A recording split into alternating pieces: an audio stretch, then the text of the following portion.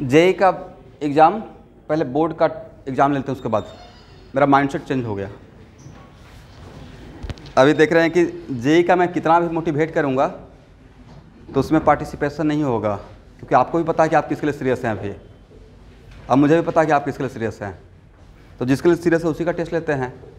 और बहुत सिंपल सा क्वेश्चन है भाई, बोर्ड का मैग्नेटिक फील्ड अलग और एंट्रेंस का अलग है। सही सही बोलिएगा, अलग है क्या? देन इनडायरेक्टली आपका उसका भी तो तैयारी हो रहा है। बोर्ड का जो लेवल है वही तो नीट का लेवल है, तो इनडायरेक्टली आपका उसका भी रिवीजन हो रहा है। कहीं से भी क्वेश्चन बनाइए, मान लेते हैं बोर्ड का ही केमिस्ट्री बनाइएगा, कोलिगेटिव प्रॉपर्टी ऑफ सॉल्यूशन, वो अलग रहेगा, या जो मैं पढ़ाया हूँ उसी कॉन्सेप्ट को अप्लाई करेंगे। तो ये अपना माइंडसेट को चेंज कीजिए। कुछ भी बना रहे हैं आप, एक्चुअली फिजिक्स केमिस्ट्री बायो ही पढ़ रहे हैं, तो उसमें आपका तैयारी चल रहा है। देखिए HCV का 2 चैप्टर का थ्योरी मैं एक साथ कवर कर रहा हूँ। HCV के चैप्टर के अकॉर्डिंग उन्होंने क्या किया है कि magnetic force on charge particle को अलग चैप्टर बना दिया है, उसमें 4 पेज का थ्योरी है। अब magnetic field due to current अलग, बट हम लोग यहाँ मैं एक साथ दोनों जगह का कवर करूँगा, और under the heading magnetic field and magnetic field due to current, but सिर्फ मैं नाम मैग्नेटिक फील्ड रखता हूँ। बट इसके अंदर दोनों चैप्टर रहेगा। कौन कौन सा? Magnetic field as well as magnetic field due to current.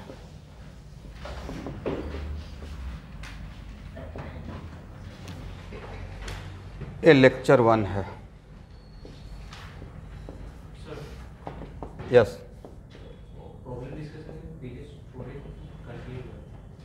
नहीं प्रॉब्लम डिस्कशन का पेज अलग जगह पे कर लीजिएगा, अलग जगह पे कर लेंगे HCV का। हाँ, इसको कंटिन्यू कीजिए, 1-2 पेज छोड़, 3-4 पेज छोड़ दीजिए। जरा स्टूडेंट आप लोग मुझे थोड़ा हेल्प कीजिए। What is unit of magnetic field? Very good.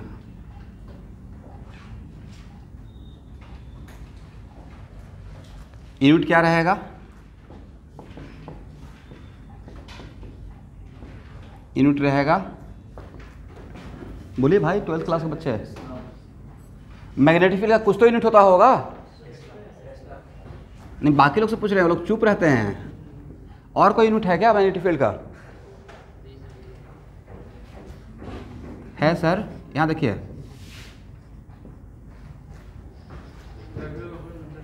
Weber पर मीटर स्क्वायर, जहाँ पे वेबर क्या है? मैग्नेटिक फ्लक्स का यूनिट है। मैग्नेटिक फ्लक्स को क्या बोलते हैं? वेबर। तो उसका यूनिट क्या रहेगा? वेबर पर मीटर स्क्वायर। तो कहीं पे ऐसे रहेगा और कहीं पे ऐसे रहेगा, करेक्ट? और यहाँ तक समझ में आ गया है? इसका मतलब टेस्ला और 1 टेस्ला इक्वल टू कितना गॉस होता है? 4 होता है या 5 होता है?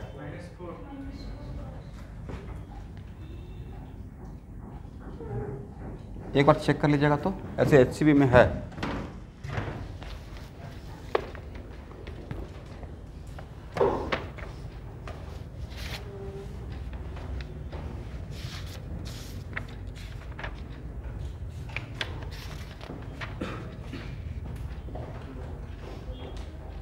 Yes, 1 Tesla equal to 10 to the power 4 G.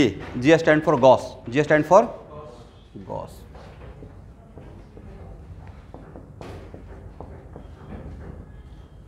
इस यूनिट को याद रखिएगा।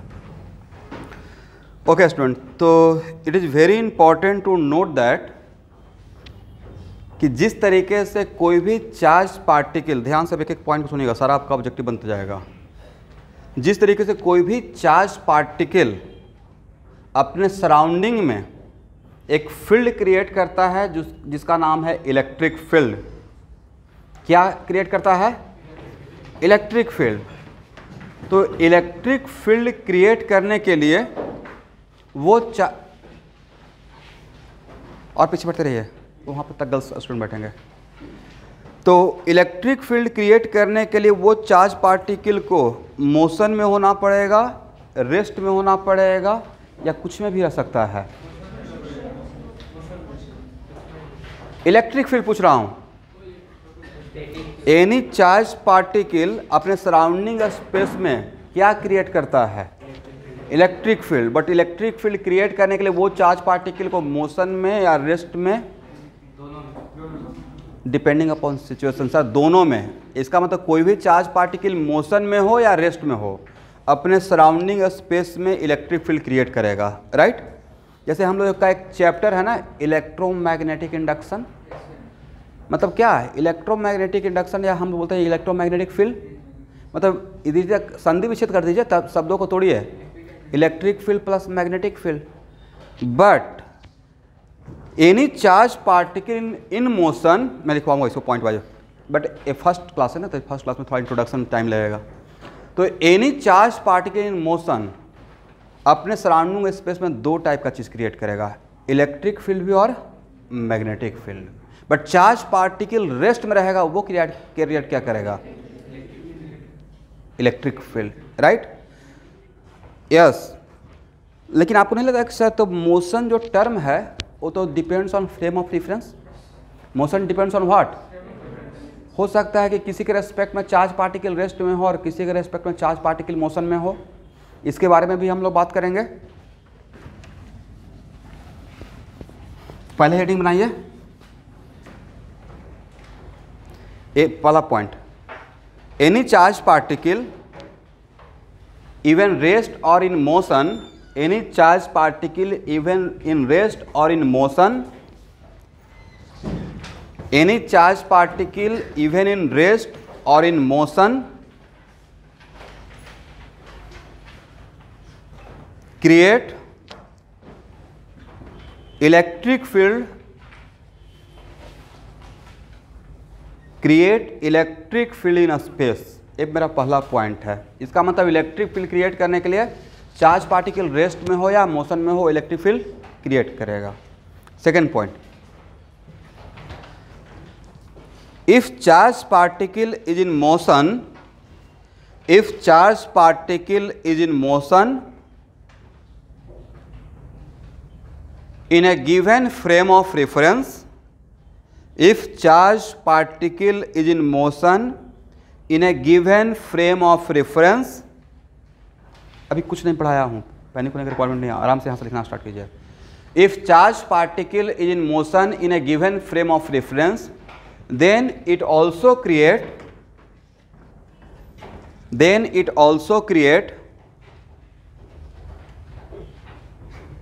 a field that is known as magnetic field।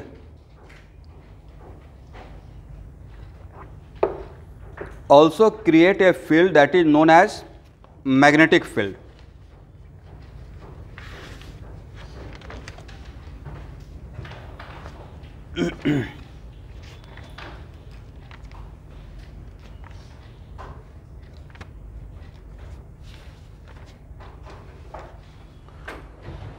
Okay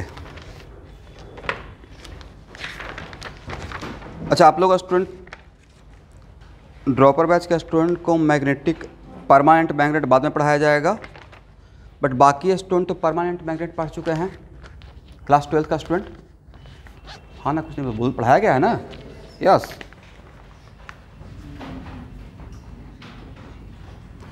देखिए, magnetic field due to charge particle, magnetic field due to charge particle.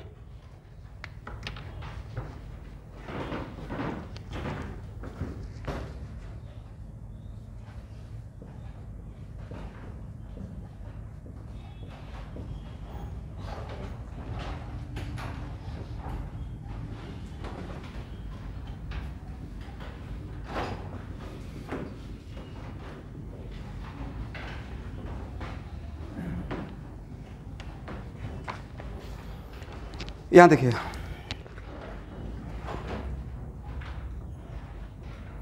Charge particle का मतलब मैं अभी point charge का बात कर रहा हूं। Charge particle means what? Point charge. Let us suppose मेरे पास एक चार्ज पार्टिकल है Q, और मैं Q को पॉजिटिव ले रहा हूं, बट Q क्या रहेगा? अलजेब्राइक क्वांटिटी रहेगा, इट कैन ऑल्सो नेगेटिव।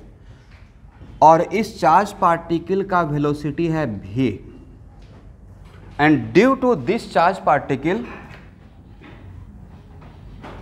मुझे इस पॉइंट पे, अब मेरा चार्ज पार्ट, सपोज कीजिए कि मेरा charge particle white board plane में है, कहाँ पे है, और इसी व्हाइट बोर्ड प्लेन के पॉइंट P पे मुझे चाहिए फील्ड, मैग्नेटिक फील्ड। तो ये मेरा कौन सा पॉइंट हो गया, जिस पॉइंट पे मुझे फील्ड निकालना है that is called field point. और जो मेरा सोर्स है, जहाँ पे मेरा सोर्स है वो क्या हो जाएगा, सोर्स पॉइंट। ये हो गया फील्ड पॉइंट और ये हो गया source point. Is it right? इसका मतलब R क्या है, R is the position vector of field point with respect to source point. R क्या है रहेगा, position vector of field point with respect to source point. Correct? तो उसका defining equation दिया गया है mu not by 4 pi. Electric field में क्या चलता था पता है, 1/4 पाई एप्सिलॉन नॉट, जहाँ पे एप्सिलॉन नॉट क्या था, परमिटिविटी ऑफ वैक्यूम। यहाँ पे म्यू नॉट क्या है, परमिएबिलिटी ऑफ वैक्यूम। क्या है, परमिएबिलिटी ऑफ वैक्यूम। क्यू भी cross are by are cube, this is the defining equation.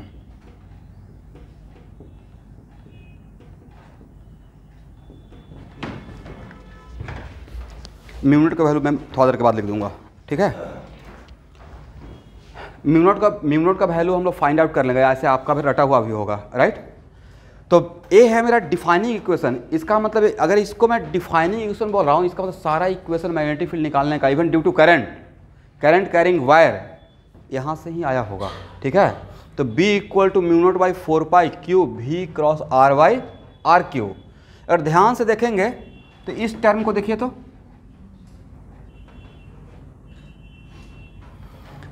जिसको मैंने सर्किल कर दिया वो कैसा टर्म है, बोलिए स्केलर, वो कैसा क्वांटिटी, और बाकी ये क्या है सर, ये दो वेक्टर का क्रॉस प्रोडक्ट है। ये 2 वेक्टर का क्या है, और क्या आपको 2 वेक्टर का क्रॉस प्रोडक्ट नहीं पता है? 2 वेक्टर का क्रॉस प्रोडक्ट का फॉर्मूला क्या होता है, बोलिए, A B sine theta n cap, जहाँ पे एन कैप क्या है, 2 वेक्टर का क्रॉस प्रोडक्ट का क्या होता है, 2 vector cross product is also a vector quantity. और उसका फॉर्मूला क्या है, ए। तो क्रॉस प्रोडक्ट निकालने के लिए 2 तरीका, या तो कार्टेशियन सिस्टम, जैसे A equal to AXI plus AYJ plus AZK, तो क्या 2 वेक्टर क्रॉस प्रोडक्ट आप लोग मेरे लिए निकाल पाएंगे? वेक्टर में पढ़ाया गया है ना, तो वही तो है, कुछ नया तो रहेगा नहीं। सपोज कीजिए कि मेरा V वेक्टर, ए वेलोसिटी वेक्टर, पोजीशन वेक्टर मेरा XY प्लेन इस व्हाइट बोर्ड में है, और मेरा व्हाइट बोर्ड XY प्लेन है। कौन सा प्लेन है? तो V क्रॉस R के लिए कहाँ से कहाँ जाते हैं भाई? A क्रॉस B में ड्रॉपर बैच का स्टूडेंट सब लोग ज्वाइन किए हुए हैं, दोबारा नहीं पढ़ाऊंगा इस टॉपिक को, जस्ट लाइक करंट इलेक्ट्रिसिटी में दोबारा पढ़ाऊंगा, बट मैग्नेटिक फील्ड के पहला क्लास से सब लोग सिंसियर रहिएगा, बहुत आराम से लाहे पढ़ाएंगे, ठीक है। तो A क्रॉस B में B से A पे जाते हैं या A से B पे, through a smaller angle, bigger angle या स्मॉलर एंगल। तो अगर यहाँ से यहाँ जा रहे हैं तो आपका मूवमेंट एंटी क्लॉकवाइज है, क्लॉकवाइज है। जैसे आप लोग बोल रहे थे ना कि सर, बहुत सारा स्टूडेंट बोल रहे थे कि current, magnetic field due to current में सर डायरेक्शन कैसे निकालते हैं, और राइट हैंड थंब रूल ऐसे तो करने से तो पता नहीं चलेगा। सब कुछ यहाँ से पता चल जाएगा, इसको पकड़ के रखना है, राइट। तो A क्रॉस B तो एंटी क्लॉकवाइज, और मेरा A और B अगर व्हाइट बोर्ड में है तो आपका डायरेक्शन क्या रहेगा, towards the white board, perpendicular to the white board रहेगा, बट टुवार्ड्स या अवे रहेगा। करेक्ट। वैसे ही V क्रॉस R में कहां से कहां जाना है, V से R तक जाना है, राइट। और अगर V और R के बीच में एंगल थीटा है तो मेरे डायग्राम में V से R पे जा रहे हैं, और आप ये जो फार्मूला निकाले हैं उसके लिए फील्ड कहाँ पे निकाल रहे हैं, पॉइंट P पे। कहाँ पे निकाल रहे हैं, पॉइंट P। तो V क्रॉस R में आपका मूवमेंट एंटी क्लॉकवाइज है या क्लॉकवाइज है, क्लॉकवाइज है, करेक्ट। और ये दोनों वेक्टर किस प्लेन में है, बोलिए। मैंने मान लिया एक्स वाई प्लेन, इसका मतलब v क्रॉस r का जो डायरेक्शन रहेगा वो क्या रहेगा, perpendicular to the white board, perpendicular to the x y plane. और एक्स वाई प्लेन का परपेंडिकुलर कौन सा एक्सिस, जेड एक्सिस। तो मैंने अगर आपको थ्योरी समझाने के लिए अगर मैंने इस प्लेन को, व्हाइट बोर्ड प्लेन को अगर एक्स वाई प्लेन मान लिया, इसका मतलब मेरा ये, और मैं बोल रहा हूँ कि मेरा वेलोसिटी वेक्टर और पोजीशन वेक्टर अगर दोनों व्हाइट बोर्ड में है तो जो मेरा डायरेक्शन मिलेगा वो अलोंग जेड एक्सिस। तो अलोंग जेड एक्सिस में कौन सा, अलोंग पॉजिटिव जेड एक्सिस या along negative Z axis. Clockwise के लिए इनवर्ड, क्लॉकवाइज के लिए क्या रहेगा, इनवर्ड रहेगा। यहाँ तक कोई प्रॉब्लम।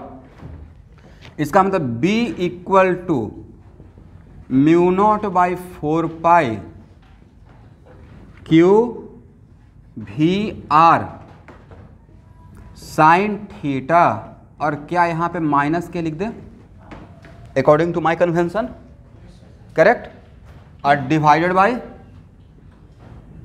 आर क्यू, करेक्ट ना।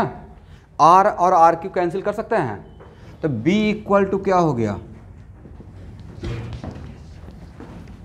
Mu naught by 4 pi q भी q sine theta by r square.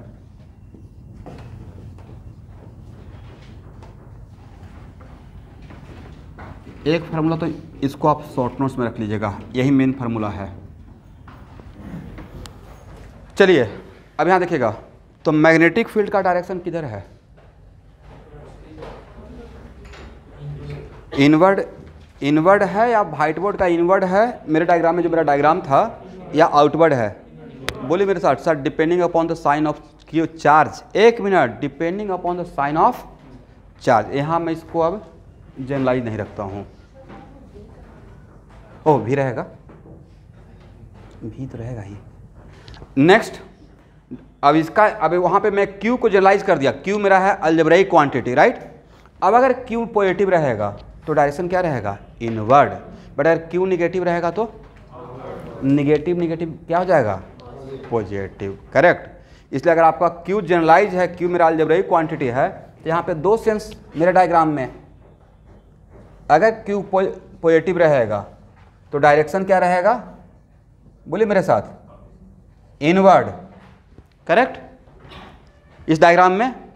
और अगर Q निगेटिव रहेगा, ऐसा भी तो हो सकता है चार्ज निगेटिव चार्ज पार्टिकल हो, तो डायरेक्शन क्या रहेगा, आउटवर्ड। और यहां देखिए,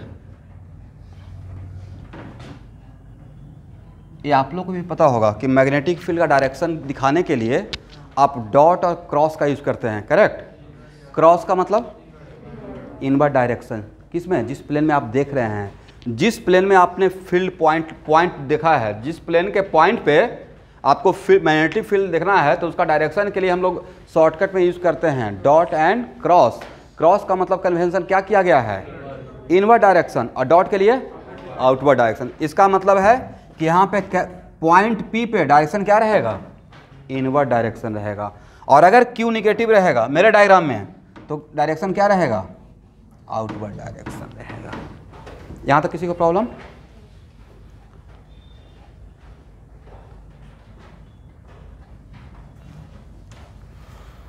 चलिए यहाँ तक हो जाएगा तो आगे बढ़ूंगा, हो गया ना। अब इस पे सपोज कीजिए कि इसी पे आपको अगर नीट में क्वेश्चन दे दिया गया, मान लेते हैं ऐसे, और B का मैग्नीट्यूड क्या होगा एवरीवन, तो B का मैग्नीट्यूड के लिए क्या लेंगे, मॉडुलस। इसका मतलब है mu not by 4 pi q भी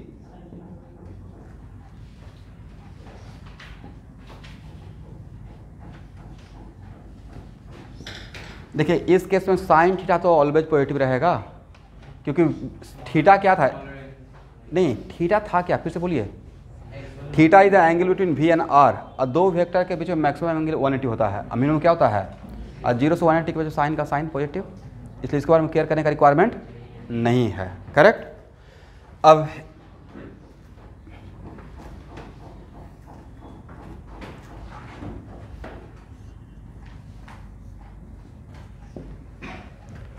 अच्छा, आप लोग तो फर्स्ट टर्म का तैयारी कर रहे हैं, कोई अगर स्ट्रेट वायर है, कैसा वायर, वायर कर्व भी तो हो सकता है और एक स्ट्रेट वायर भी हो सकता है। स्ट्रेट वायर अपना फॉरवर्ड एक्सटेंशन मतलब अपने जस्ट आगे के पॉइंट पे और अपने पीछे के पॉइंट पे मैग्नेटिक फील्ड क्रिएट करता है या नहीं करता है।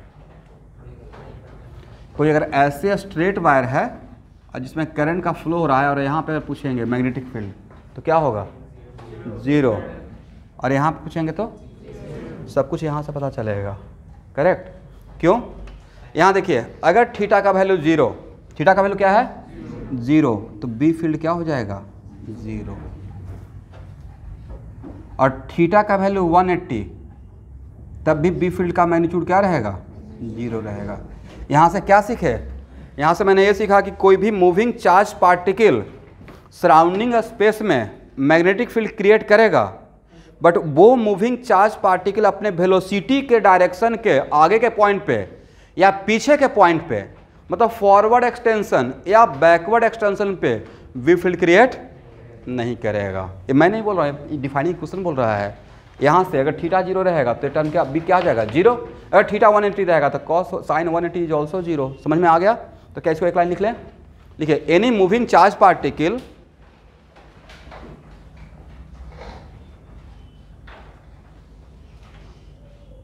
Due to any moving charge particle magnetic field is 0 at forward extension and backward extension.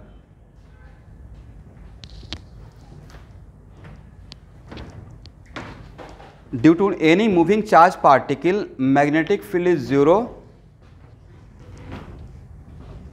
at forward extension and at backward extension. यहाँ ध्यान सुनिएगा, फॉरवर्ड एक्सटेंशन का मतलब यहाँ पे उसको भूल जाइएगा आप लोग बाद में। फॉरवर्ड एक्सटेंशन का मतलब अपने वेलोसिटी के डायरेक्शन के जस्ट आगे के पॉइंट पे, ऐसे लिख लीजिएगा। फॉरवर्ड एक्सटेंशन मतलब मैं यहाँ पे क्या मीन कर रहा हूँ, अपने एकदम अच्छे से लिखना है पॉइंट बनाकर। फॉरवर्ड एक्सटेंशन का मतलब वेलोसिटी के डायरेक्शन के जस्ट आगे के पॉइंट पे और जस्ट पीछे के पॉइंट पे। और ये जो निकाल रहे हैं वो क्या है, इंस्टेंटेनियस फील्ड। ये क्या है, अब it is very important to note that भाई इसमें है μ0/4π v cross r/r3।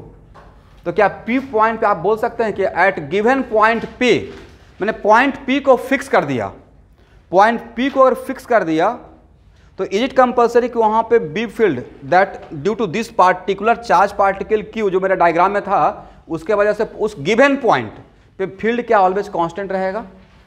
Sir may or may not, may or may not वजह इट माइट भी ऐसा हो सकता है कि मेरा आर वेरी करे उस पॉइंट पी से उस पॉइंट फील्ड पॉइंट से सोर्स पॉइंट का आर तो वेरी कर सकता है ना।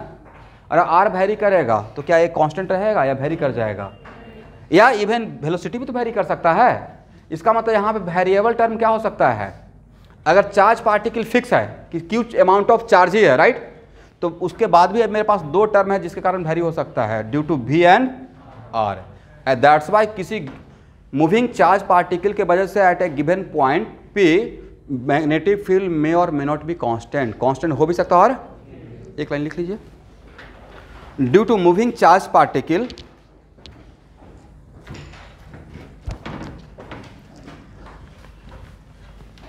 due to moving charge particle magnetic field at given point may or may not be constant।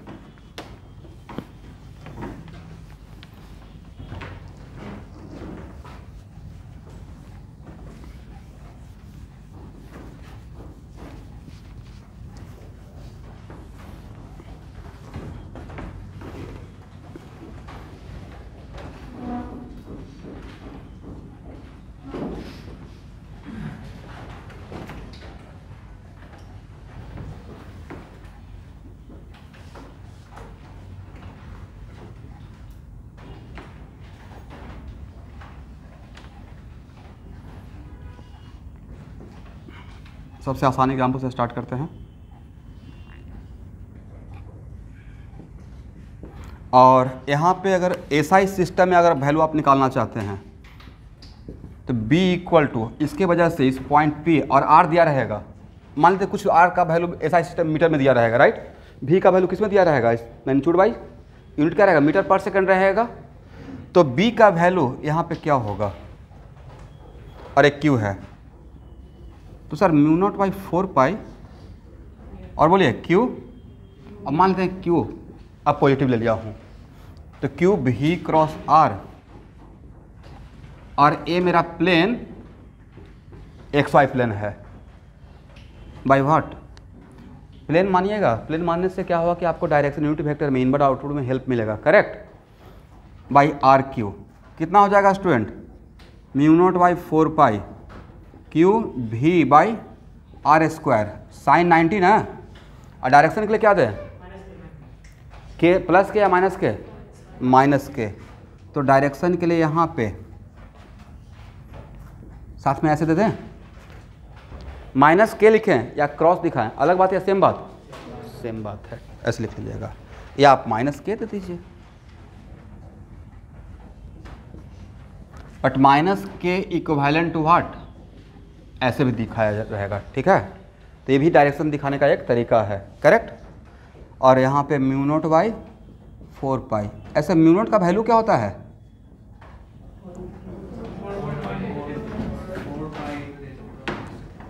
कितना होता है everyone, 4 pi into 10 to the power -7, आगे यूनिट क्या है, लिखिए हेनरी पर मीटर, उसको हेनरी के टर्म में भी लिख सकते हैं, ठीक है। तो म्यू का वैल्यू 4 पाई इंटू, अरे एसआई सिस्टम में ही यूनिट है 10 टू द -7 हेनरी पर मीटर। एक रिलेशन याद रखिएगा, एक कभी कभी ऑब्जेक्टिव पूछा गया है, ये मत पूछिए कहाँ से मिला है क्यों मिला है।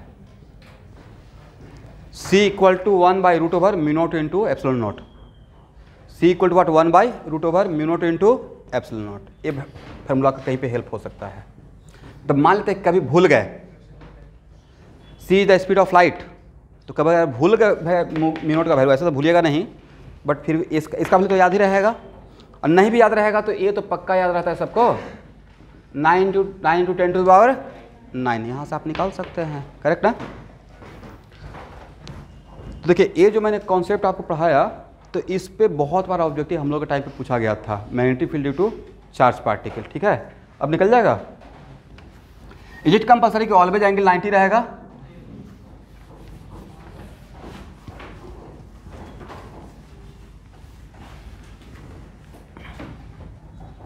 अब यहाँ देखिए एक और एग्जाम्पल लेते हैं।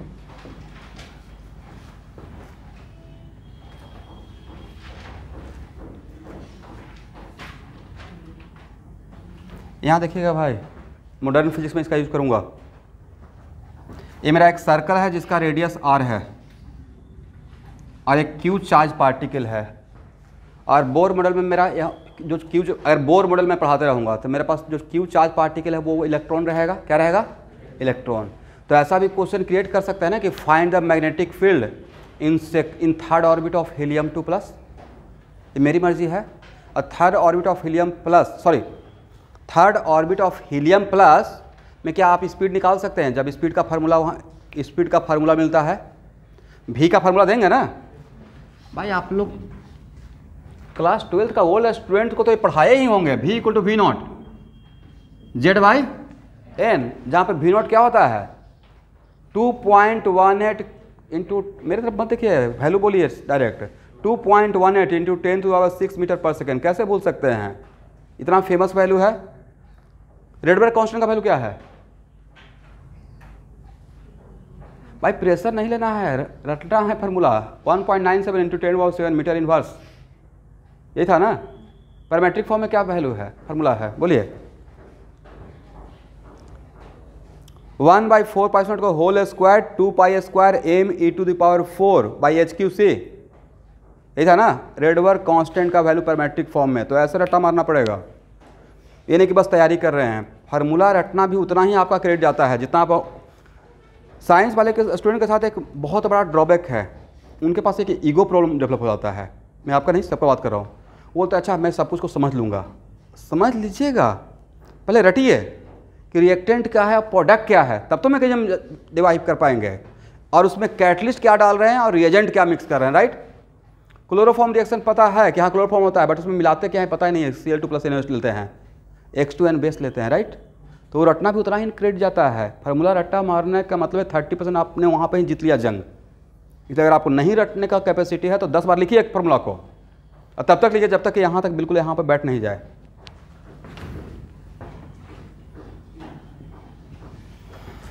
चलिए यह एग्जाम्पल लिया हूँ, v कांस्टेंट है, वेलोसिटी कांस्टेंट नहीं, स्पीड कांस्टेंट।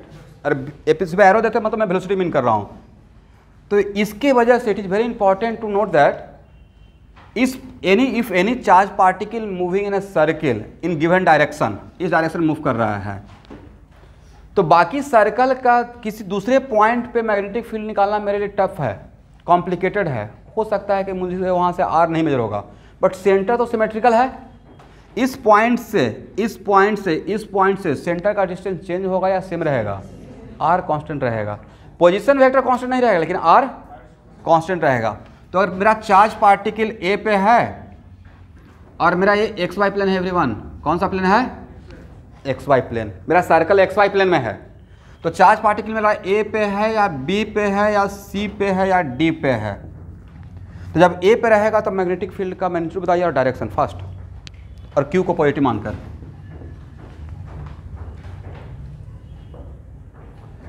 कहां पे निकालना है? Centre of the circle. When charge particle at a, when charge particle at b, when charge particle at c, when charge particle at d, क्या हो रहेगा? तो आपका सोर्स पॉइंट कहां पे है? सोर्स पॉइंट क्या है? A b c and d, अलग अलग, राइट। बट फील्ड पॉइंट क्या है? Centre of the circle. Field point क्या है? Centre of the circle, correct. इसका मतलब है कि यही तो लिखना है, इसमें इतना देखने का रिक्वायरमेंट तो, इसमें तो भाई वेक्टर का काम कर रहे हैं और कुछ कर रहे हैं। ए क्रॉस बी 4 पाई, और क्या लिखिएगा? क्यू भी क्रॉस आर, भाई बोलिए आर क्यू। आर कैसे दिखाएं? कहाँ से आर लें? सोर्स पॉइंट से फील्ड पॉइंट, सोर्स पॉइंट से। तो अगर हम लोग मैग्नेटिक फील्ड एट ओ निकाल रहे हैं तो ऐसे लिखिएगा, magnetic field at o due to a, magnetic field at o due to. तो इसका मतलब सेंटर पे निकालने के लिए तो मुझे लगता है कि आर ऐसे दिखाना चाहिए। देखिए तो सही है। आर कहाँ से ड्रॉ करते थे? सोर्स पॉइंट से फील्ड पॉइंट, सोर्स पॉइंट से फील्ड पॉइंट से सोर्स पॉइंट या सोर्स पॉइंट से फील्ड पॉइंट। और एंगल कितना है एवरीवन? 90 डिग्री हो जाएगा, करेक्ट। और अब भी क्रॉस आर का मतलब कहाँ से कहाँ घूमेंगे? भी से आर। ए क्रॉस बी का मतलब ए से बी, तो भी क्रॉस आर का मतलब भी से आर। तो आपका मूवमेंट एंटी क्लॉकवाइज या क्लॉकवाइज? Anti clockwise. तो यहाँ पे कैसा फील्ड क्रिएट होगा? अपवर्ड डायरेक्शन में, करेक्ट। तो वैल्यू क्या हो जाएगा? μ0/4 पाई, आगे बोलते रहिएगा, क्यू भी बाई आर स्क्वायर, और साइन 91, और क्या रहेगा? के कैप। इसी को अगर ऐसे लिखा रहे μ0/4 पाई क्यू भी बाई आर स्क्वायर, और तो आप लोग पकड़ पाएंगे। तो डॉट का मतलब कैसा फील्ड? अपवर्ड, जिस प्लेन में मेरा एक आर और भी है, राइट। और क्रॉस का मतलब इनवर्ड, करेक्ट है ना। तो ये ऑब्जेक्टिव यूनिट में आएगा तो बन जाएगा।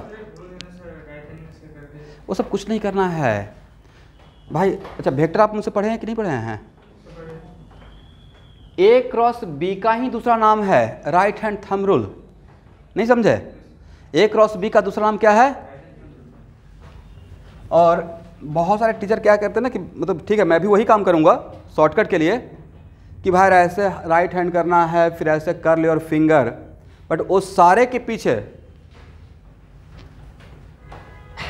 भाई जो बोला गया है ना, जब वेक्टर पढ़ा रहे होंगे, जो बिल्कुल इस बार जो इस ड्रॉपर बैच में जो वेक्टर का मेरा क्लास कर रहे होंगे, क्रॉस प्रोडक्ट तो कोई है जो, अच्छा क्रॉस प्रोडक्ट तो पक्का पढ़ाया होगा।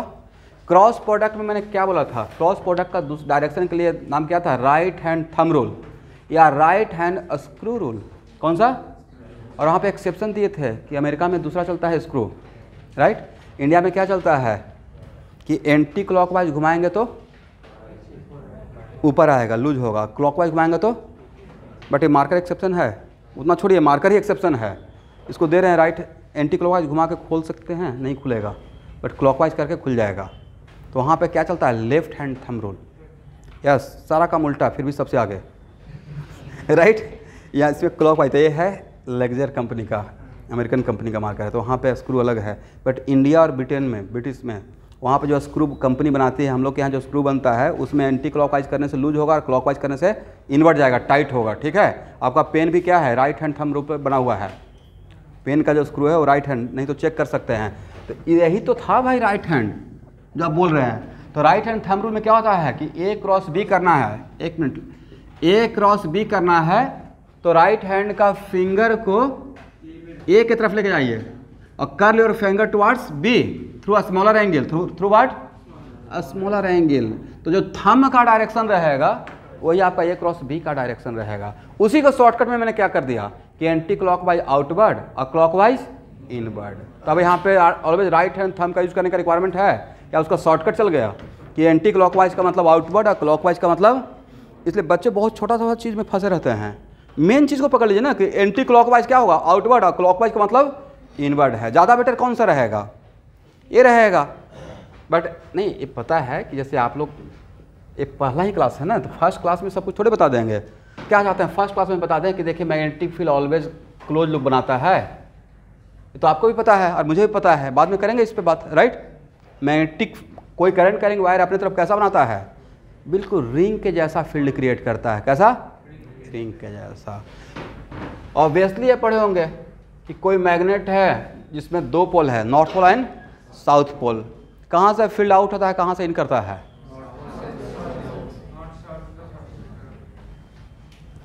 और यहाँ से इन करता है, करेक्ट। एक क्लोज लूप बनाता है, करेक्ट है ना। अब बाहर में नॉन इनफॉर्म बट अंदर में इनफॉर्म रहता है बार मैग्नेट में, बाहर में। This is the objective of JEE main 2000 से 2005 के बीच का। सब पे आएंगे, धीरे धीरे आएंगे। मतलब कुछ बातें मैं जानबूझ के बोल दे रहा हूँ ताकि आपको दिमाग में बैठ जाए। कितना छोटा सा ऑब्जेक्टिव पूछा गया, इसमें 4 मार्क्स है कि बार मैग्नेट के बाहर में कैसा field, non inform magnetic field, right. क्यों, क्योंकि उसका इंटेंसिटी भी कम चेंज हो रहा है और डायरेक्शन भी चेंज हो रहा है, क्योंकि वेक्टर क्वांटिटी है। बट अंदर में क्या रहता है, इनफॉर्म फील्ड, मतलब उसका मैग्नीट्यूड भी सेम रहेगा और डायरेक्शन भी सेम रहेगा। और कैसा लूप बना रहा है देखिए, तो नहीं क्लोज लूप हो गया, राइट। बहुत सिस्टमेटिक वे में पढ़ाऊंगा, थोड़ा सा आप लोग पजल मत होइए, बस एक एक बात को सुनते रहिए। बस अभी आज के क्लास में एक ही फार्मूला पे बात करते हैं, क्या है, magnetic field due to charge particle. तो चले, ए यहाँ ए पे था तो मैंने निकाल दिया, बी पे रहेगा तो क्या होगा, जरा देखें तो, पेन चलाइए, लिखिए, बी पे सेम होगा, फिर भी लिखिए। यही प्रॉब्लम है भाई, बच्चे 2 बार में बोर हो जाते हैं। मतलब एक ही चीज़ को 2 बार अगर रिपीट करना पड़े, क्या लगता है, मुझे नहीं पता है कि बी और सी और डी के कारण सेम रहेगा, ऑब्वियसली मुझे भी ये पता है। मैं चाहता हूं कि इसी बहाने फार्मूला को 3 बार लिखिए।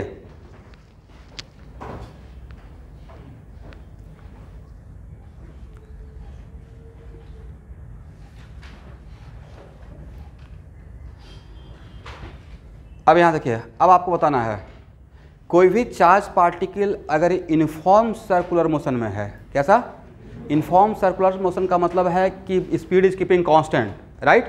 तो उसके वजह से सेंटर पे अगर वो चार्ज पार्टिकल सर्कल के पेरिफेरी पे कहीं भी रहेगा तो सेंटर पर डिफरेंट मैग्नेटिक फील्ड क्रिएट होगा, same magnetic field, same magnetic. इसका हम लोग मॉडर्न फिजिक्स में यूज करेंगे, ठीक है, हो गया ना, ओके।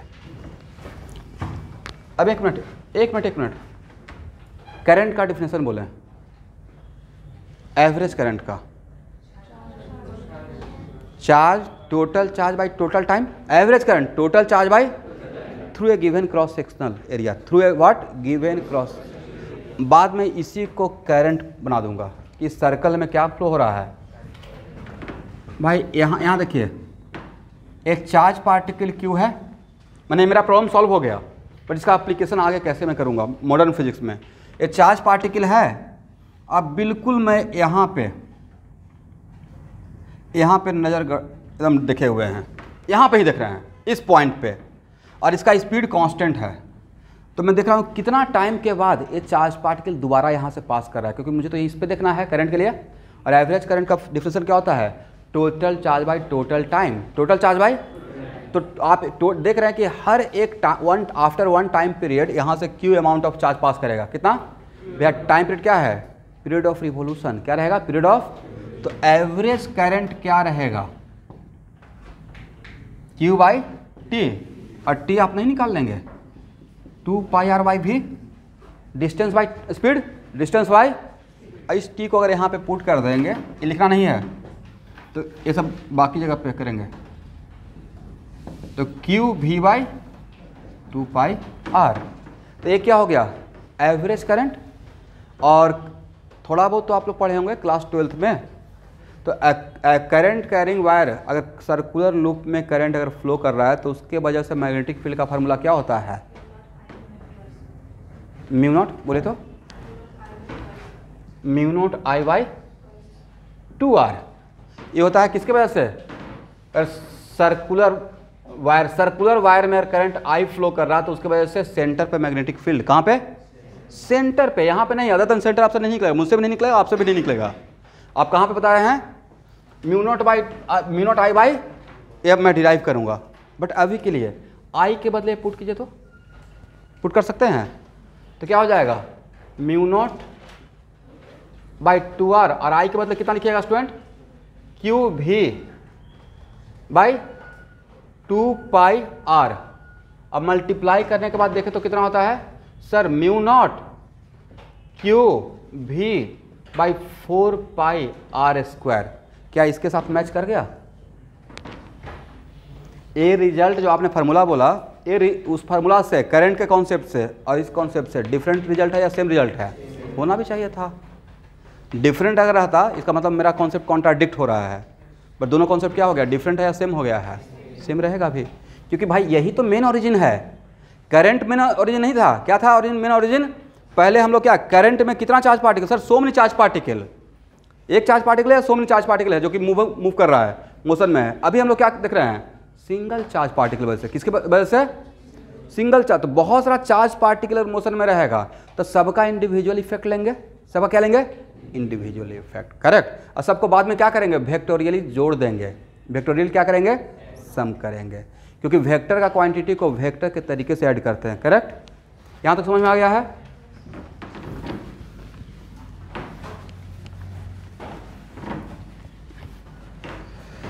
ओके।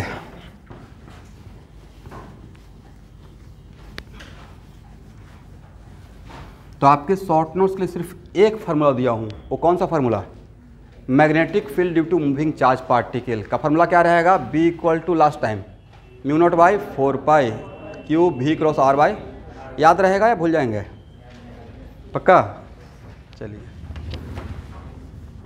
और नहीं याद रहेगा तो शॉर्ट नोट्स बनाइए। ऐसा नहीं कि मैं नहीं भूलता हूँ।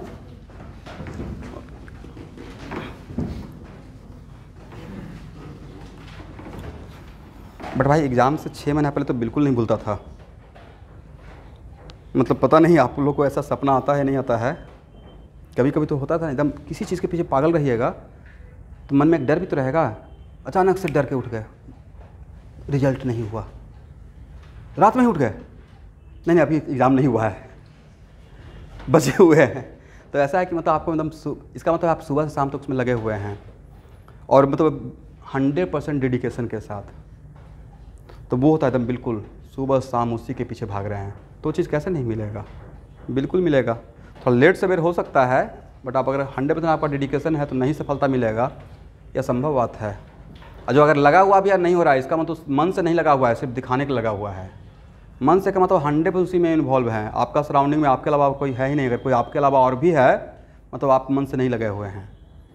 जो भी व्हाट्सअप करता है या मैसेज करता है, डिस्टर्ब करता है, उसको ब्लॉक कर दीजिए। हाँ मतलब एक लिमिट से ज़्यादा, हाँ पढ़ाई के मामले में अगर हेल्प लेता है तब तो सरस्वती को जितना बांटिएगा उतना बढ़ेगा। कोई एक बार पूछता है, 2 बार बैठा के समझाइए ताकि आपका रिवीजन हो जाए। उनका हो या ना हो मुझे समझ में आ रहा है, राइट, समथिंग लाइक दैट। लेकिन ऐसे कोई ऐसे आपका टाइम वेस्ट करता है, ब्लॉक। मैक्सिमम क्या हो सकता है, बुरा मान जाएगा, रिजल्ट होने के बाद पार्टी दे दीजिएगा 10 दिन। बिल्कुल मान जाएगा। अगर सही रियल फ्रेंड होगा तो, रियल फ्रेंड नहीं तो अच्छा है ना कि उसको छुटकारा मिल गया। रियल फ्रेंड अगर नहीं है तो अच्छा है कि टाइम से पहचान में आ गया। तो बहुत सारा मिलते रहे, हम लोग भी तो मिले होंगे सफ़र में, तो इंसान को पहचानने में थोड़ा टाइम लगता है। चलिए स्टूडेंट, यहाँ देखिए, आप लोग से को पढ़ाते हुए मेरा चाय भी ठंडा हो गया।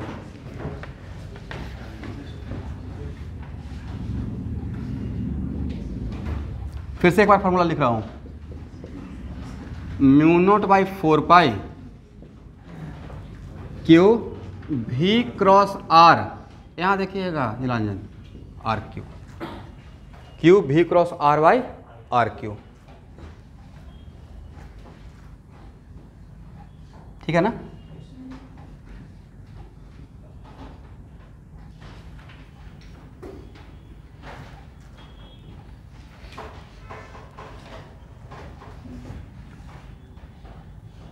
I इक्वल टू क्या होता है,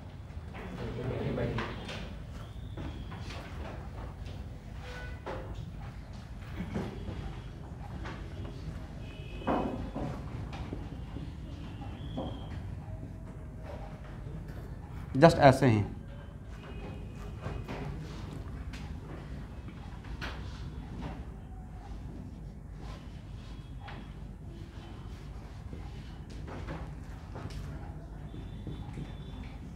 इसको लिखना नहीं है, इसको ऐसे लिख सकते हैं,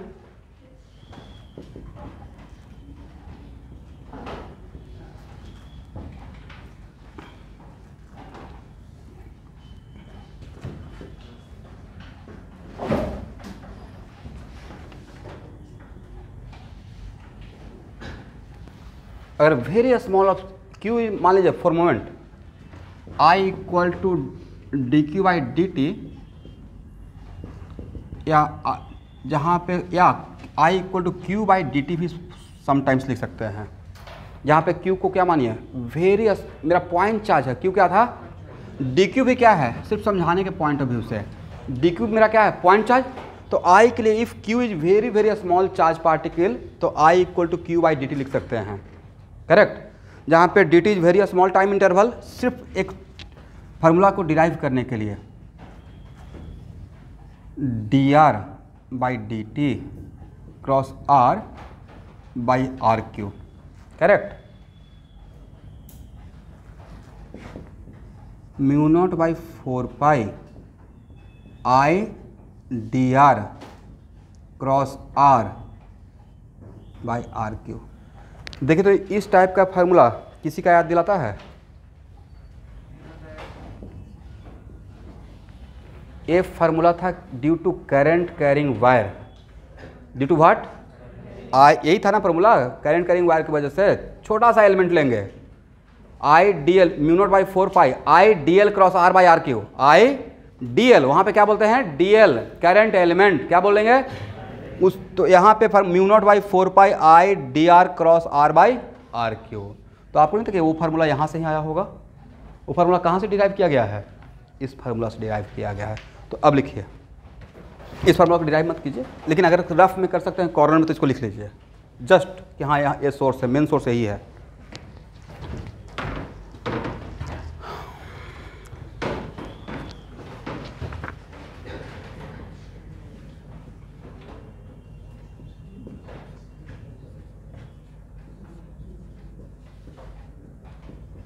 जैसे आप में से कोई अभी बोल रहे थे this law, right,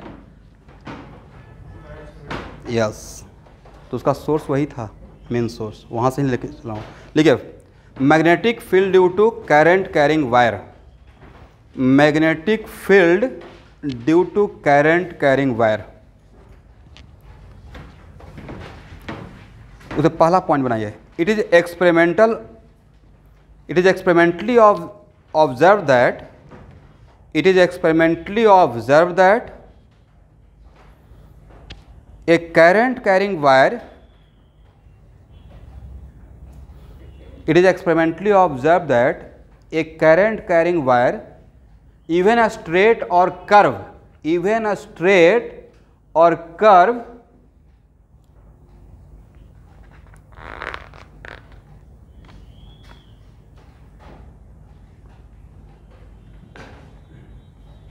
produce magnetic field eight a given point, produce magnetic field eight a given point.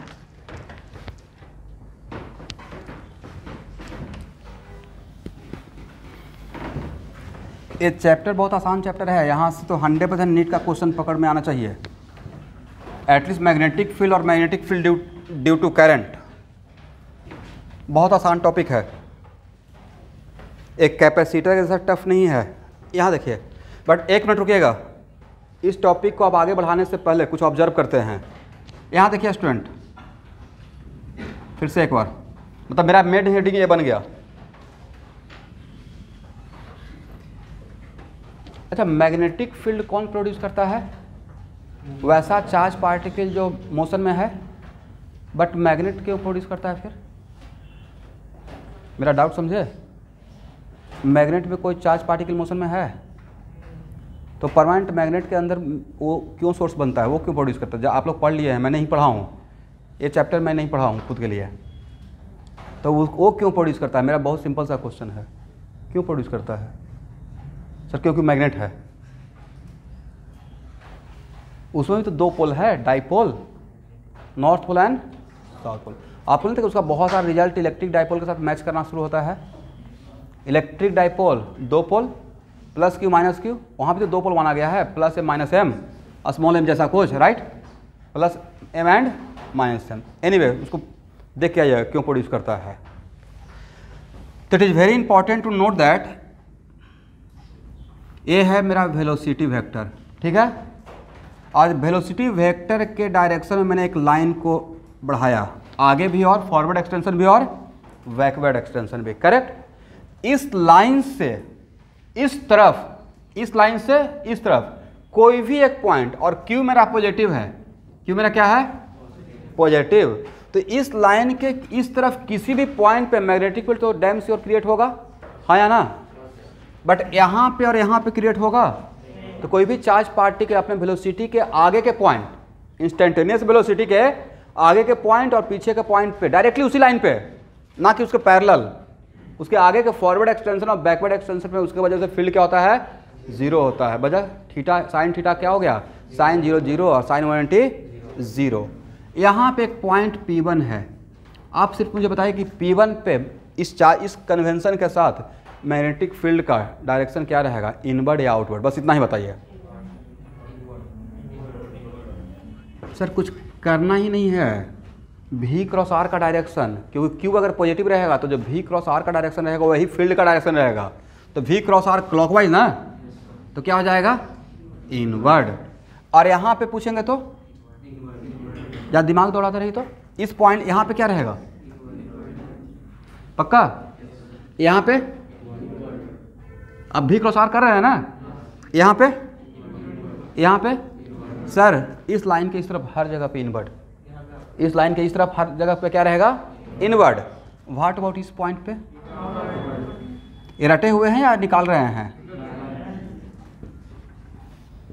तो V क्रॉस R ये सर हो गया एंटी क्लॉकवाइज, राइट। तो यहाँ पे क्या रहेगा? यस, आउटवर्ड फील्ड रहेगा। इसका मतलब कोई भी चार्ज पार्टिकल, राइट हैंड छोड़ दीजिए एग्जाम में कितना वो करते रहिएगा, ऐसे याद रखिए भाई, क्या प्रॉब्लम है? ये एकदम बेस्ट में भी बेस्ट है, और ये राइट हैंड थंब रूल से ही निकाले हैं। आप शॉर्टकट चलिए, अगर ए है, नहीं वो समस्या मेरे साथ भी था, बट एग्जाम हॉल में बहुत ऑकवर्ड लगते रहेगा, सब बनाता रहा है, आप राइट हैंड भूल रहे हैं कैसे था, अच्छा ऐसे था, ऐसे था, उसे बेटर है कि ऐसे करेंगे, A cross B anti clockwise outward, ये रटिए। और क्लॉकवाइज ये फेल नहीं करेगा क्योंकि आप इंडिया में हैं, ठीक है।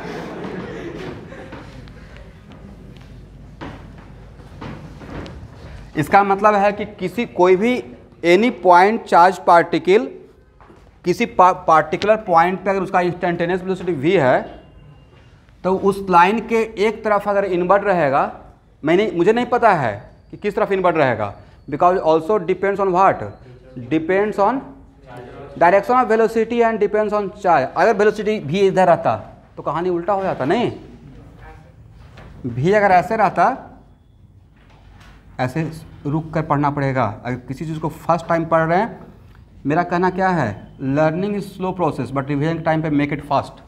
जिस टाइम पे आप चीज़ों को सीख रहे हैं तो वहाँ पे रुक रुक कर सीखिए, हर पॉइंट पे, कोई जल्दीबाजी नहीं, क्योंकि आपको कॉन्सेप्ट डेवलपिंग का प्रोसेस चल रहा है, राइट। तो अगर ऐसा डायरेक्शन रहेगा और क्यू पॉजिटिव रहेगा तो इस तरफ क्या हो जाता, अब आर ऐसा रहेगा ना, तब इस तरफ क्या रहेगा, आउटवर्ड। और इस तरफ का पॉइंट पे यस, अगर ये R1 है और ये पॉइंट P1 है और अगर ये R2 है और Q पॉजिटिव के लिए, राइट। तो क्या इसमें इतना सारा डायग्राम बनाने का रिक्वायरमेंट है, या सिर्फ फार्मूला पकड़ कर बस क्रॉस प्रोडक्ट फार्मूला पकड़ के रखिए, कौन सा, μ0/4π Q V cross R by.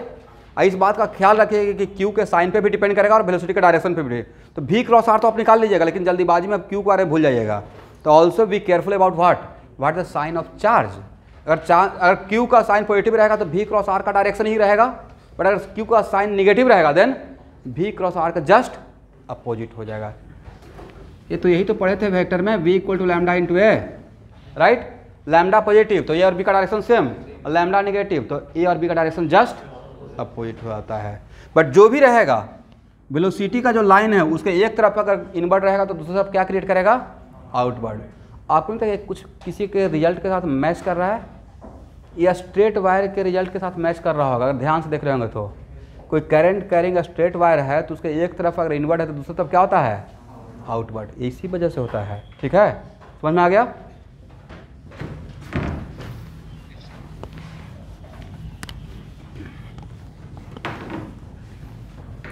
Okay everyone,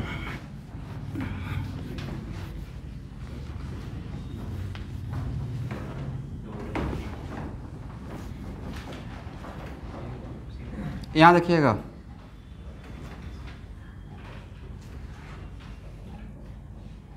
ये मेरा कोई करंट कैरिंग वायर है, एनी करंट कैरिंग वायर, जिसमें मैं सपोज कर रहा हूँ कि current is keeping constant, right. तो इस करंट कैरिंग वायर में बहुत छोटा सा एक पार्ट लीजिए, वेरी स्मॉल पार्ट, उसको बोलते हैं एलिमेंट। कौन सा पार्ट, एलिमेंटल पार्ट। तो कहीं से एक एलिमेंट पकड़ते हैं, मान लेते हैं, and it is very important to note that, अच्छा अर्थ का शेप कैसा है, गोल। मान लेते हैं, अभी तो हम लोग गोल ही बोलेंगे ना, बट उसका वेरी स्मॉल पार्ट, बट तिनियाली में लग रहा है क्या कि एकदम बिल्कुल ऐसे गोल है जब खड़े हैं। तो इसका होता है किसी भी सरफेस, कर्व सरफेस का वेरी स्मॉल पार्ट उठाते हैं लाइक ds, तो that ds behave like a plane surface, that ds behave like a, in similar fashion किसी भी कर्व लाइन का वेरी स्मॉल पार्ट उठाइएगा तो behave like a straight line, behave like what, correct ना। क्योंकि यहाँ से अगर dl उठाएंगे, सपोज कीजिए कि यहाँ से, तो यहाँ से यहाँ छोटा सा पार्ट जिसका लेंथ क्या है, dl, और इसमें करंट कितना है, तो यहाँ पे करंट I, तो यहाँ भी क्या रहेगा, I। तो इस पार्ट को यहाँ से अगर इसको ऐसे देखा जाए तो जस्ट एक क्या कर्व नजर आएगा या स्ट्रेट लाइन, स्ट्रेट लाइन। तो इसी पार्ट को हम लोग बोलते हैं IDL। क्या करेंगे, that is known as what, बोलिए भाई, current element, that is known as current element. और करंट एलिमेंट का डायरेक्शन किसके डायरेक्शन में, तो इस dl का डायरेक्शन किसके डायरेक्शन में, in the direction of current, in the direction of what. तो अगर इसका इस करंट एलिमेंट का डायरेक्शन पूछेंगे तो सर ये तो यहाँ से dl तो ले लिए, बट dl तो लेंथ था, बट उस पर आपने वेक्टर लगा दिया, तो उस dl का डायरेक्शन किसके डायरेक्शन है, पीछे की तरफ लें या आगे की तरफ, आगे की तरफ। क्यों, क्योंकि करंट का वही डायरेक्शन था। तो आज के बाद किसी भी कर्व वायर का अगर करंट एलिमेंट का डायरेक्शन पूछूंगा तो वहाँ से dl का डायरेक्शन बता पाएंगे, हो जाएगा ना। वो डायरेक्शन किसके डायरेक्शन में रहेगा, करंट के डायरेक्शन में। और वो उस टाइम पे कैसा बिहेव करेगा, इवन इफ एक कर्व वायर है बट वो क्या कर्व वायर रहेगा या स्ट्रेट, स्ट्रेट वायर के जैसा रिजल्ट देगा, करेक्ट ना।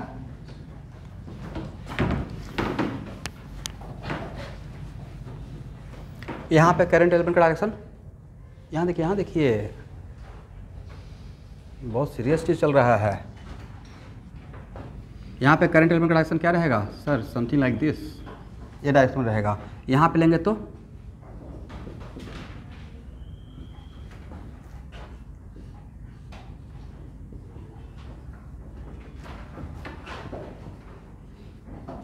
बार बार बोलता हूँ कि मेरा थ्योरी आगे चल के समझ में आएगा कि कहाँ कहाँ पे कैसे, जैसे HCB में जो रिक्वायरमेंट रहेगा कॉम्पिटिटिव एग्जाम में, उसी अकॉर्डिंग थ्योरी स्टार्ट करता हूँ। और बहुत बेसिक लेवल से स्टार्ट किया हूँ, इतना बेसिक स्टार्ट किया कि आपको करंट एलिमेंट बता रहे हैं कि what the meaning of current element, right. तो आप तो समझ में आ गया ना कि what the meaning of current element, क्या करंट कैरिंग वायर का छोटा सा पार्ट, उसका डायरेक्शन किसके डायरेक्शन में है, करंट के डायरेक्शन में।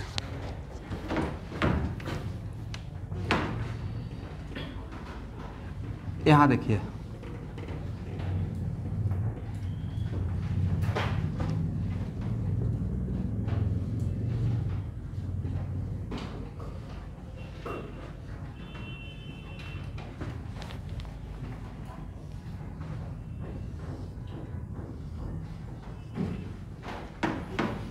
आप लोग को ज़्यादा कुछ तो नहीं पढ़ाए हैं, बट एटलीस्ट गॉस लॉ का थोड़ा बहुत रिजल्ट तो आप लोग जानते होंगे।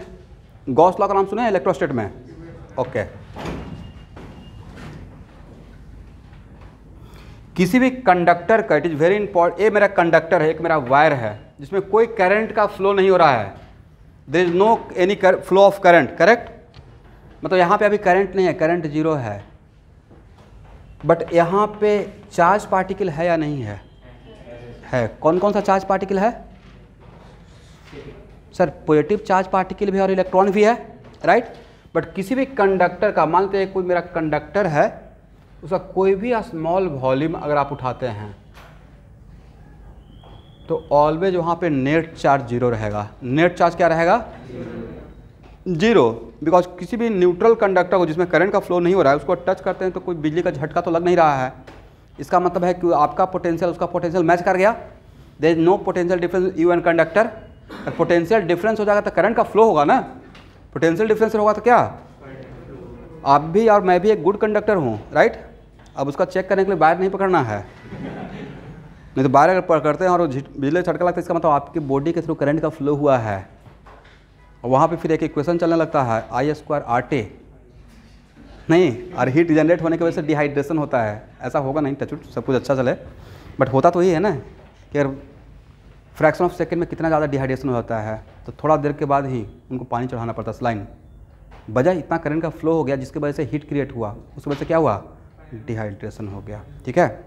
एनीवे, तो कोई भी कंडक्टर का कोई भी स्मॉल वॉल्यूम लेंगे तो वहाँ पे नेट चार्ज क्या रहेगा? जीरो रहेगा। यहाँ तो समझ में आ गया।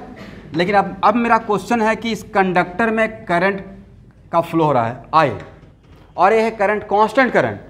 तो करंट का फ्लो हो रहा है और तब आपसे पूछेंगे, अरे मेरा वायर है और यहाँ से मैंने बोल दिया कि यहाँ तक। ऐसा क्वेश्चन गॉस लॉ में ऑब्जेक्टिव में था, HC वर्मा में।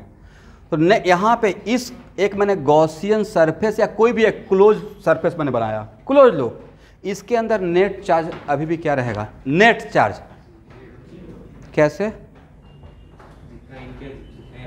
तो सर यहाँ पे इनिशियली जब करंट नहीं था, ऐसे मानिए लेमन लैंग्वेज में, पहले अगर इसमें करंट का फ्लो नहीं था तो जितना यहाँ पे प्रोटॉन था उतना ही इलेक्ट्रॉन था, और हर पार्ट न्यूट्रल है तो जितना यहाँ पे प्रोटॉन है उतना ही क्या है? इलेक्ट्रॉन। बट जब करंट का फ्लो हो रहा है तो करंट का फ्लो में मूवमेंट किसका होता है? ऐसे तो करंट का फ्लो के डायरेक्शन में हम लोग पॉजिटिव चार्ज के मूवमेंट को मानते हैं, बट प्रैक्टिकली क्या प्रोटॉन मूव करता है वायर में या इलेक्ट्रॉन? इसका मतलब जितना इलेक्ट्रॉन इन किया करंट का जस्ट अपोजिट डायरेक्शन में, वेलोसिटी ऑफ इलेक्ट्रॉन, करंट का जस्ट अपोजिट डायरेक्शन में किसका मूवमेंट होता है? करंट का। किसी सॉलिड वायर में करंट के लिए किसका मूवमेंट रिस्पॉन्सिबल है? बोलते तो हैं कि पॉजिटिव चार्ज मूव कर रहा है, बट रियलिटी में मूव कौन करता है? तो जितना इलेक्ट्रॉन इन करता है उतना ही इलेक्ट्रॉन आउट होता है। और अभी भी यहाँ पे नेट चार्ज क्या रहेगा? जीरो रहेगा। दिस इज द वजह कि करंट कैरिंग वायर की वजह से कभी मैंने बोला कि find the electric field. Current carrying wire की वजह से मैंने नहीं बोला कि फाइंड द इलेक्ट्रिक फील्ड, क्योंकि वहाँ पे नेट चार्ज क्या है? अभी भी जीरो है। बट इसको प्रूफ करने का एक और तरीका है, ये तो पक्का पता होगा कि करंट कैरिंग वायर के अंदर एक इलेक्ट्रिक फील्ड भी क्रिएट होता है। कंडक्टर के अंदर इलेक्ट्रिक फील्ड जीरो होता है, बट वो कब? जब चार्ज रेस्ट में हो। बट चार्ज अगर चार्ज का मूवमेंट हो रहा है तो वहाँ पे उस इलेक्ट्रिक फील्ड के वजह से ही मूवमेंट होता है। तो अगर यहाँ पे इलेक्ट्रिक फील्ड अगर है तो अगर आप गॉस लॉ के अकॉर्डिंग देखते हैं तो गॉस लॉ में एक होता है E.ds फ्लक्स। तो यहाँ पे फ्लक्स, तो यहाँ पे E का डायरेक्शन इसको लिखना नहीं है और ds का डायरेक्शन सेम हो गया, तो E डेल्टा एस, बट यहाँ पे ई का डायरेक्शन ऐसे है, बट डी एस का डायरेक्शन क्या रहेगा, तो क्या हो जाएगा minus E delta S equal to what, net flux zero. Net flux क्या, जीरो। तो नेट फ्लक्स जीरो, तो क्यू इनक्लोज बाई एप्सिलॉन, तो क्यू इनक्लोज भी क्या रहेगा, जीरो। इसका मतलब किसी भी करंट कैरिंग वायर का कोई भी एक एलिमेंट लीजिएगा तो अभी भी उसमें नेट चार्ज क्या रहेगा, जीरो रहेगा। मतलब जितना वहाँ पे प्रोटॉन रहेगा उतना ही क्या रहेगा, इलेक्ट्रॉन रहेगा। करेक्ट ना? ओके।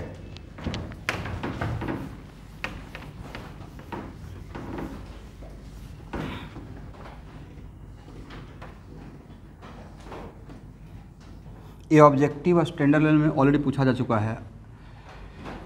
तो यहाँ पे देखिए, ये मेरा इसमें एक करंट का फ्लो हो रहा है, ठीक है, बट रियलिटी में करंट का फ्लो के लिए हु इज रिस्पॉन्सिबल, किसका मूवमेंट, इलेक्ट्रॉन का। करेक्ट। इसका मतलब करंट कैरिंग वायर अपने सराउंडिंग में जो भी मैग्नेटिक फील्ड क्रिएट करता है वो due to motion of what, due to motion of, उसके अंदर में कौन रिस्पॉन्सिबल है, इलेक्ट्रॉन की वजह से हो रहा है। करेक्ट। अब मान लेते हैं कि इलेक्ट्रॉन का यहाँ पे वेलोसिटी, अब प्रोटॉन क्या है, रेस्ट में है।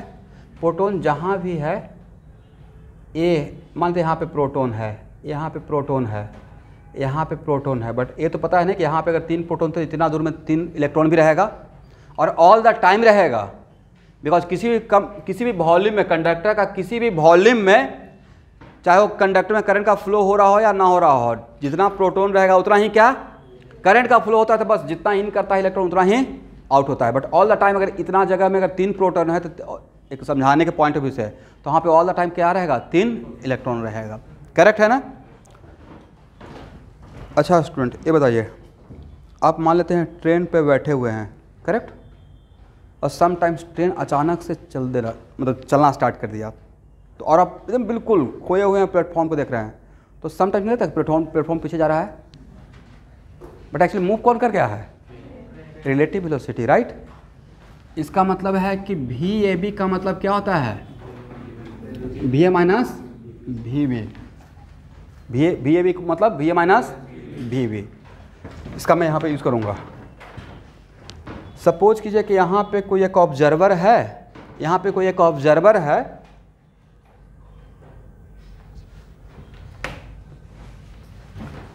ज़्यादा बेटर रहेगा। जस्ट मैं अपना थोड़ा कन्वीनियंट के लिए यहाँ पे करंट ऐसे दिखा दिया। तो इलेक्ट्रॉन का मूवमेंट कैसे रहेगा स्टूडेंट, और यहाँ पे मेरा एक ऑब्जर्वर है, ठीक है, और जो करंट का वेलोसिटी, अगर वेलोसिटी ऑफ इलेक्ट्रॉन जो वेलोसिटी है उसी वेलोसिटी से वायर के पैरेलल ये भी मूव कर रहा है। मेरा एक ऑब्जर्वर है जो क्या कर रहा है, 2 ऑब्जर्वर लिए हैं, एक ऑब्जर्वर बिल्कुल ऐसे रेस्ट में है, ऑब्जर्वर ए और ऑब्जर्वर बी। ऑब्जर्वर ग्राउंड पे बस वो करंट कैरिंग वायर में बिल्कुल सपोज कीजिए कि भगवान उसको एक ऐसा पावर दिए हैं, कोई इलेक्ट्रॉन के मूवमेंट को देख रहा है, तो ये क्या देखेगा कि इलेक्ट्रॉन इस डायरेक्शन में ऊपर जा रहा है, तो उसको इलेक्ट्रॉन मोशन में नजर आएगा। Any charge particle in motion produce what, magnetic field, right. But ये क्या कर रहा है, इलेक्ट्रॉन का, हालांकि इलेक्ट्रॉन का स्पीड बहुत ज़्यादा रहेगा, बट फिर मैं मान लेते हैं ये क्या है, सुपरमैन है, ये इसके वेलोसिटी के साथ मैच करके पैरेलल जा रहा है, तो इसको इसका मोशन नजर आएगा, रेस्ट में रहेगा, राइट। 2 फ्रेंड अगर पैरेलल साइकिल चलाते रहते हैं, एक दूसरे को देखते रहेंगे, रोड को नहीं देखेंगे, तो एक दूसरे के रेस्पेक्ट में क्या है, रेस्ट में है। तो अब इसको यहाँ पे इस करंट कैरिंग वायर के वजह से मैग्नेटिक फील्ड नज़र आएगा या नहीं नज़र आएगा। मेरा ऑब्जेक्टिव किसी को समझ में आएगा, नजर आएगा, नहीं आएगा तो पक्का। आप बताइए श्यामला, एक क्वेश्चन आपके लिए है, अगर इस मैन का वेलोसिटी इलेक्ट्रॉन का वेलोसिटी के बराबर हो गया, तो इस मैन बी को इस करंट कैरिंग वायर की वजह से, जबकि सोर्स क्या था, कोई भी करंट कैरिंग वायर अगर मैग्नेटिक प्रोड्यूस करता है, मतलब उसके अंदर चार्ज पार्टिकल मोशन में था, तो मेन था charge particle in motion, main source वही है, वायर तो बाद में आया, राइट। पहले स्टार्ट कहाँ से चीज़ें हुआ, magnetic field due any charge particle motion produce what, मैंने पहला लाइन यही लिखवाया, any charge particle is in motion produce which field, magnetic field, right. तो अब मैन बी को इस करंट कैरिंग वायर की वजह से मैग्नेटिक फील्ड नजर आएगा या नहीं नजर आएगा, बोलिए, कुछ तो बोल सकते हैं। तुम बोलो रोशन कुमार, कुछ इस पर प्रकाश डालो, जो भी समझते हो। आप बोलिए बर्निल, इसमें सबको मौका दूंगा, ये बहुत बढ़िया ऑब्जेक्टिव है। आप बोलिए। तो मेरा क्वेश्चन है कि इसको मैग्नेटिक फील्ड इस वायर की वजह से नज़र आएगा नहीं आएगा। मेरा ऑब्जेक्टिव इज दिस वन। आप बोलिएगा, यही फर्स्ट टाइम में आने वाला है। सर इतना टफ नहीं आएगा नहीं नज़र आएगा, राइट? समझ नहीं रहे हैं आप, बिल्कुल शॉर्टकट में चल रहे हैं। सर नहीं नज़र आएगा। और कोई? शुभांकर गेस कर रहे हैं, सर लगता है आएगा। आप बोलिए गौरव भूषण। जिज्ञास, शायद वाला नहीं चलेगा। शायद वाला में तो 50-50 हो गया। 2 ऑप्शन सर हटा दीजिए। और कोई? आप बोलिए। मतलब बी फील्ड नहीं नजर आएगा। बी फील्ड उसको नजर आएगा। अब मैं बताता हूँ कैसे। इलेक्ट्रॉन उसको रेस्ट में नजर आएगा, बट प्रोटॉन उसको मोशन में नजर आएगा। एग्री? नहीं समझे? मुझे मतलब किससे था? Charge particle motion. इससे मतलब था कि किधर जा रहा है। तो जैसे ही इलेक्ट्रॉन तो रेस्ट में आ गया, बट जितना इलेक्ट्रॉन है उस जगह पे प्रोटॉन भी तो है। तो प्रोटॉन क्या था? रेस्ट में था इसके लिए। बट जब ए इधर जाएगा तो एक्चुअली ए तो देखते रहेगा चार्ज पार्टिकल को, तो खुद का वेलोसिटी इसको नजर आएगा क्या? तो इसके रेस्पेक्ट में velocity of proton with respect to man equal to, यही लिखेगा ना, velocity of proton minus velocity of man, right? With respect to ground, with respect to ground. Ground के रेस्पेक्ट में प्रोटॉन का वेलोसिटी तो 0 था, बट मैन के velocity of proton with respect to man क्या रहेगा? मैन के वेलोसिटी के मैग्नीट्यूड के बराबर, डायरेक्शन में जस्ट अपोजिट। तो उसको उस टाइम पे इलेक्ट्रॉन तो रेस्ट में नजर आएगा, बट प्रोटॉन मोशन में। तो इस वजह से उसको मैग्नेटिक फील्ड नजर आते रहेगा। कितना बढ़िया ऑब्जेक्टिव था, नहीं? मतलब क्लिक नहीं किया, लेकिन मैं इस बात पे पहले बताया था कि देखिए भाई, यहाँ पे जितना किसी भी सेक्शन में जितना इलेक्ट्रॉन रहेगा उतना ही क्या रहेगा? प्रोटॉन। तो अगर इलेक्ट्रॉन के वेलोसिटी के साथ भी मूव करता है तो इलेक्ट्रॉन की वजह से उस टाइम पे उसको फील्ड नज़र नहीं आएगा, बट प्रोटॉन की वजह से उसको फील्ड नज़र आएगा। और डायरेक्शन भी बिल्कुल मैच करेगा। डोंट वरी, डायरेक्शन भी क्या होगा? 100% मैच कर जाएगा। क्योंकि अगर इलेक्ट्रॉन लेते तो साइन नेगेटिव रहता और वेलोसिटी ऊपर, प्रोटॉन लीजिएगा तो क्या होगा? Sign positive. तो वेलोसिटी का डायरेक्शन क्या कर दिए? नीचे कर दिए। तो डायरेक्शन पे कोई फर्क पड़ेगा या डिटो सेम डायरेक्शन दिखेगा? सेम डायरेक्शन दिखेगा। करेक्ट? दैट्स वाई इस मैन को भी बी फील्ड नजर आएगा। इस मैन को बी फील्ड नजर आएगा या नहीं आएगा? किसके मोशन की वजह से? इलेक्ट्रॉन की वजह से। एक मैन और लेते हैं, मैन सी। अभी मैन ए था और मैन बी था, लास्ट में कंक्लूड कर देंगे।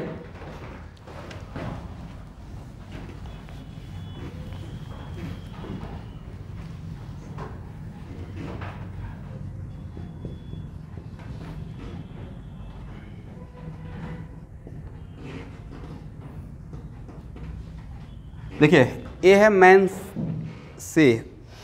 इस मैन का वेलोसिटी इलेक्ट्रॉन के वेलोसिटी के बराबर नहीं है। किसके बराबर नहीं है? मान लीजिए उससे ज़्यादा या उससे कम, इट माइट बी उससे ज़्यादा या उससे कम। तो अगर इलेक्ट्रॉन के वेलोसिटी के बराबर नहीं है तो इसको भी बी फील्ड नजर आएगा, बट वो किसके वजह से? क्या अब इस मैन सी का वेलोसिटी इलेक्ट्रॉन के इसके वेलोसिटी के बराबर नहीं है, तो इसके रेस्पेक्ट में भी इसका वेलोसिटी नजर आएगा, अब प्रोटॉन का भी वेलोसिटी नजर आएगा। दोनों के वजह से इसको बी फील्ड नजर आएगा। तब 3 ऑब्जेक्टिव हो गया। ये हो गया भाई एडवांस का ऑब्जेक्टिव, ठीक है? एडवांस में ऐसे डायग्राम बनाया रहेगा और ऐसे दिखाया रहेगा और 3 मैन रहेगा। और क्वेश्चन कैसे सेट किया जाएगा? मैन बी का वेलोसिटी बोला जाएगा इलेक्ट्रॉन की वेलोसिटी के बराबर, मैन ए का वेलोसिटी 0 और मैन सी का वेलोसिटी है बट ग्राउंड के रेस्पेक्ट में, बट वो वेलोसिटी इलेक्ट्रॉन की वेलोसिटी के बराबर नहीं है। और ऑब्जेक्टिव ऐसे सेट किया जाएगा, man A observe magnetic field due to this current carrying wire only due to, तो करेक्ट आंसर रहेगा due to movement of what? Due to motion of electron. फिर पूछा जाएगा man B observe magnetic field due to motion of what?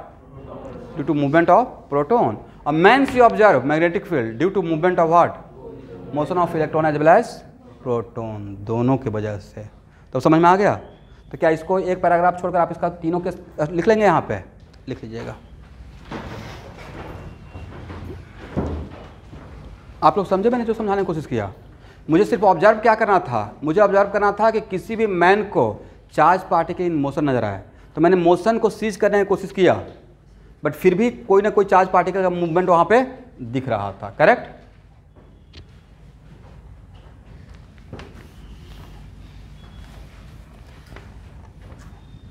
इसका मतलब है कि current carrying wire किसी भी फ्रेम ऑफ रेफरेंस से ऑब्जर्व किया जाए, उसके वजह से अगर करंट कैरिंग वायर में और करंट का फ्लो हो रहा है, damn sure magnetic field produce करेगा ही करेगा। राइट?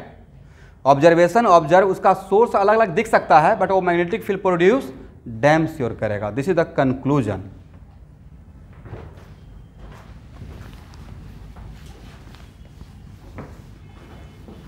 आप ऐसे लिख लीजिएगा, मैन एक मैग्नेटिक फील्ड ऑब्जर्व करेगा इस करंट कैरिंग वायर में due to motion of what?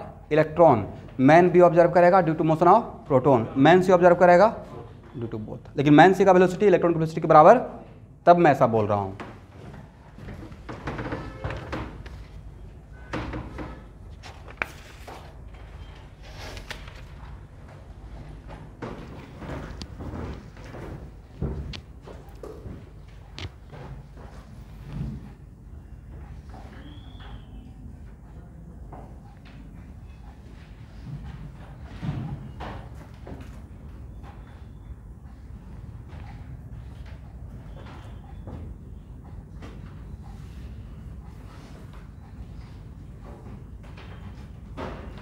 यहाँ देखिए स्टूडेंट, यहाँ चीज़ों को समझिएगा। मैं सिर्फ फार्मूला डिराइव करने के लिए स्ट्रेट वायर लिया हूँ, but it is not compulsory कि ऑलवेज स्ट्रेट वायर रहेगा। मुझे स्ट्रेट वायर से मतलब नहीं है, मुझे मतलब है आइडियल से। किससे पहले मतलब है? तो कोई भी करंट कैरिंग वायर, एक लाइन लिखिए तो, according to Biot Savart law,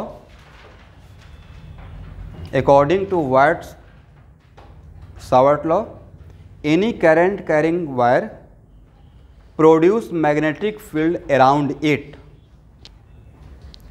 produce magnetic field around it।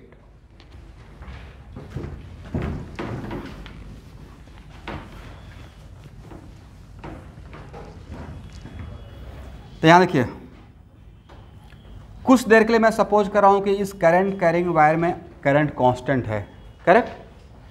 और यहाँ पे मैंने लिया एक करंट एलिमेंट। करंट एलिमेंट का मतलब क्या? Ideal. What is meaning of current element? Ideal. और उस एलिमेंट का डायरेक्शन करंट के डायरेक्शन में, तो इस डीएल का डायरेक्शन किधर है? ये रहेगा।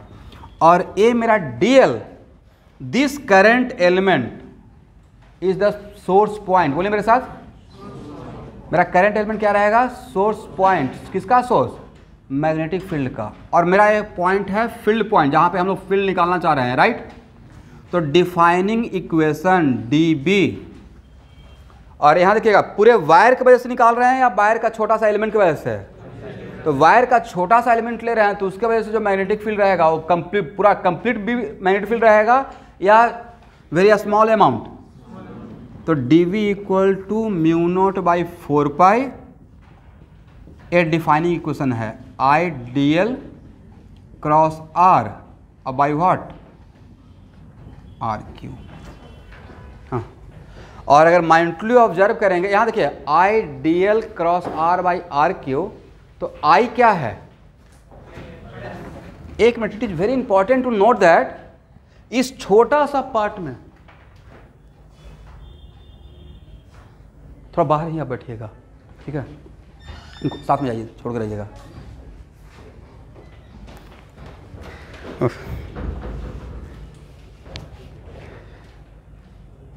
हेल्थ भी सही रहना जरूरी है, नहीं? मैं झेल गया हूँ भाई इसी में, पिछले 10 दिन में मैं क्या झेला हूँ, पर क्लास तो लेना है। एक साथ 2-3 चीज़ हो गया था, फीवर भी आ गया, पेट खराब भी हो गया, और साथ में ये भी टॉपलिंग भी हो गया। अब धीरे धीरे करके, उस टाइम पे कुछ भी साथ नहीं देता है, सिर्फ एक ही चीज़ का याद आता है। किसका? माँ। गॉड तो याद आता ही है, देखते हैं बाकी टाइम पे याद नहीं करता, लेकिन जब तबीयत करता है, ओ माँ, मतलब माता जी और पिताजी, मतलब बहुत इमोशनल अटैचमेंट रहता है ना। बचपन में तबीयत खराब रहता था, मतलब सुबह से शाम तक माँ के पास बैठे हुए हैं, सोए हुए हैं, उनको तंग कर रहे हैं, अब फिर भी वो इरिटेट नहीं हो रहे हैं। एज ए फादर क्या होता है, थोड़ा सा इरिटेट हो जाते हैं, बट माँ लोग का इमोशनल बॉन्डिंग देखिए, कुछ भी होगा। और सबसे ज़्यादा मार मैं माँ से खाया हूँ, फादर से पूरी लाइफ में 3 बार, पूरी लाइफ में 3 टाइम्स, ओनली 3 टाइम्स। और माँ से काउंटेबल ही नहीं है।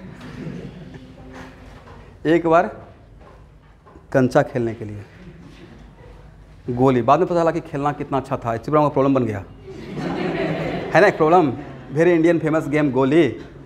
अच्छा, तब से एकदम एक बार में बन गया था, ओके ये तो ऐसे प्रोजेक्ट होगा, राइट। गुलेल, थोड़ा कितना चीज़ों को एकदम लैंग्वेज को कोरिलेट किए हैं जो गांव में होता है, मतलब एकदम बिल्कुल लगता है कि हम लोग का ही लैंग्वेज है। आइए कभी तो D we equal to what, mu not by 4 pi I D L cross R Q. ध्यान से देखिएगा तो इस छोटा सा एलिमेंट में अमाउंट ऑफ चार्ज बहुत ज़्यादा रहेगा या very small amount of charge, very small amount of charge, right. Wire पूरा बड़ा नहीं है ना, वायर को आप क्या लिए, डीएल, क्या आपको तो इतना दिखाने के लिए इतना बड़ा डीएल लिए हैं, इतना बड़ा डीएल होगा क्या? डीएल का मतलब समझ रहे हैं, डॉट का क्लोरमा हिस्सा, that is called what, DL. तो उस छोटा सा पार्ट में कितना चार्ज रहेगा, very small amount of charge. तो उस टाइम पे आई के लिए ऐसा नहीं लिख सकते हैं क्या, D Q by D T, D Q by D T. तो अरे यहाँ, अरे इस फार्मूला से भी चलते तो आई के बदले अगर वहाँ पे D Q by D T put कर देते, मान लेते हैं D we equal to, suppose कीजिए कि आप बी के लिए फार्मूला जो रटे थे अभी जस्ट जो मैंने पढ़ाया, म्यू नॉट बाई 4 पाई, इसको इतना बार बोल दूंगा यहाँ पे कि लाइफ में नहीं भूलिएगा, यही था ना। अगर मैं बोलता कि Q is very small, Q जो है यहाँ पे पॉइंट चार्ज है और Q is very small, DQ है, चार्ज मेरा क्या है, तब क्या लिखते सर, तब आप ऐसे लिखिए, बहुत छोटा फील्ड रहेगा, राइट। तो क्या लिखते, mu naught by 4 pi DQ, ये लिखते ना, V cross R by RQ, correct. वैसे ही अगर बहुत छोटा सा एलिमेंट लिए हैं तो उसके अंदर चार्ज कितना रहेगा, very small amount of charge. तो वहाँ पे I के लिए क्या लिखते हैं, DQ बाई, तो क्या यहाँ पे I के बदले DQ बाई DT अगर पुट कर देते हैं इस फार्मूला में, ये जस्ट एक रफ वर्क कर रहे हैं, तो आप क्या, ताकि आपको कॉन्फिडेंस आ जाए कि ये फार्मूला डिफरेंट फार्मूला या सेम फार्मूला। मैं इसी कोशिश में लगा हुआ हूँ तब से कि दोनों सेम फार्मूला है, राइट। तो D we equal to mu not by 4 pi, और I के बदले क्या लिख सकते हैं, d Q by D t, हाँ या ना, कुछ नहीं बोलते हैं, d l r by what, are cube. इस d l by D t क्या है, डी एल बाई, इस डी टी को मैं इसको दे दूंगा तो क्या हो जाएगा, डी एल बाई, और ध्यान से देखिएगा तो डी एल ही तो डी आर है, डी एल ही क्या है, डी आर, और डी आर क्या, displacement of charge particle, displacement of charge particle. और d l by D t क्या रिप्रेजेंट करेगा, वेलोसिटी ऑफ चार्ज पार्टिकल, क्या रिप्रेजेंट करेगा। इसका मतलब है कि d we equal to mu not by 4 pi और डी क्यू, और इस डी टी को यहाँ डाल दिए तो D l by D t को मतलब क्या लिखेंगे, वी क्रॉस आर और बाई व्हाट, आर क्यू। तो ए फार्मूला और ए फार्मूला डिफरेंट फार्मूला है, सेम फार्मूला, आप इसको रफ में लिख लीजिए प्लीज़, ताकि आपको बार बार कॉन्फिडेंस आता रहे कि एक ही फार्मूला है। अदरवाइज करंट कैरिंग वायर का अलग फार्मूला है और चार्ज पार्टिकल का अलग है, दोनों डिफरेंट या सेम फार्मूला। आप समझे मैंने कैसे सेम कर दिया, ठीक है।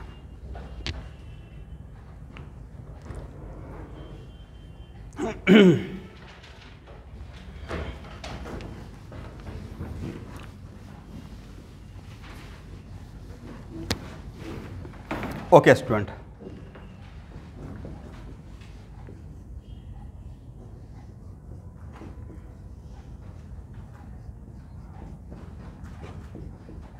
D L cross R equal to what, दो वेक्टर का क्रॉस प्रोडक्ट, दो वेक्टर का क्रॉस प्रोडक्ट। तो डी एल क्रॉस आर में कहाँ से कहाँ जाइएगा, यहाँ देखिए, तो आपको राइट हैंड थंब रूल का यूज करने का रिक्वायरमेंट नहीं होगा।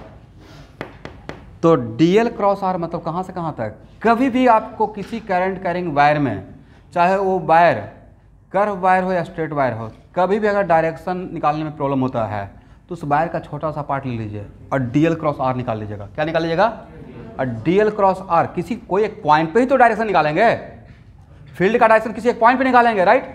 किसी या इस वायर के पूरा कंप्लीट इस तरफ निकालेंगे, तो किसी एक पॉइंट पे अगर निकालते हैं तो DL cross R anti clockwise या क्लॉकवाइज, क्लॉकवाइज, और आई तो मेरा यहाँ पे पॉजिटिव है, आई निगेटिव है या पॉजिटिव है, पॉजिटिव रहेगा। तो D l are sine theta अब बाई आर क्यू। और अगर मेरा ये वायर और ए आर दोनों अगर मेरा व्हाइट बोर्ड के प्लेन में है, किस प्लेन में, और मेरा व्हाइट बोर्ड अगर एक्स वाई प्लेन है, क्या है, तो मेरा डायरेक्शन क्या रहेगा, क्लॉकवाइज, इनवर्ड। क्लॉकवाइज मतलब इसका मतलब यहाँ पे डायरेक्शन क्या रहेगा, माइनस के, मतलब यहाँ पे फील्ड का डायरेक्शन क्या रहेगा, डॉट या क्रॉस, क्रॉस रहेगा। इसमें क्या राइट हैंड का यूज करने का रिक्वायरमेंट है। अब अगर आप सपोज कीजिए, ये तो फार्मूला हो गया, सारा काम यहाँ से ही स्टार्ट करूँगा नेक्स्ट क्लास में। अब सपोज कीजिए कि स्टूडेंट यहाँ पे अगर पूछते, सिर्फ आप दिमाग में दौड़ाइएगा, यहाँ पे इसी डीएल की वजह से फील्ड का डायरेक्शन किधर, इनवर्ड, यहाँ पूछते तो इनवर्ड, यहाँ पूछते तो इनवर्ड, और इस तरफ पूछते तो आउटवर्ड। इसका मतलब इस स्ट्रेट वायर का नहीं, फिर भी आपको कन्फ्यूजन हो सकता है। आप शायद सोच रहे होंगे कि सर नहीं, आप ये डीएल लिए ऐसा, इसलिए ऐसा हुआ है। यहाँ पे डीएल लेके देखिए तो कैसे आता है, ये भी तो दिमाग में आएगा। तो यहाँ के डीएल की वजह से कैसे आएगा,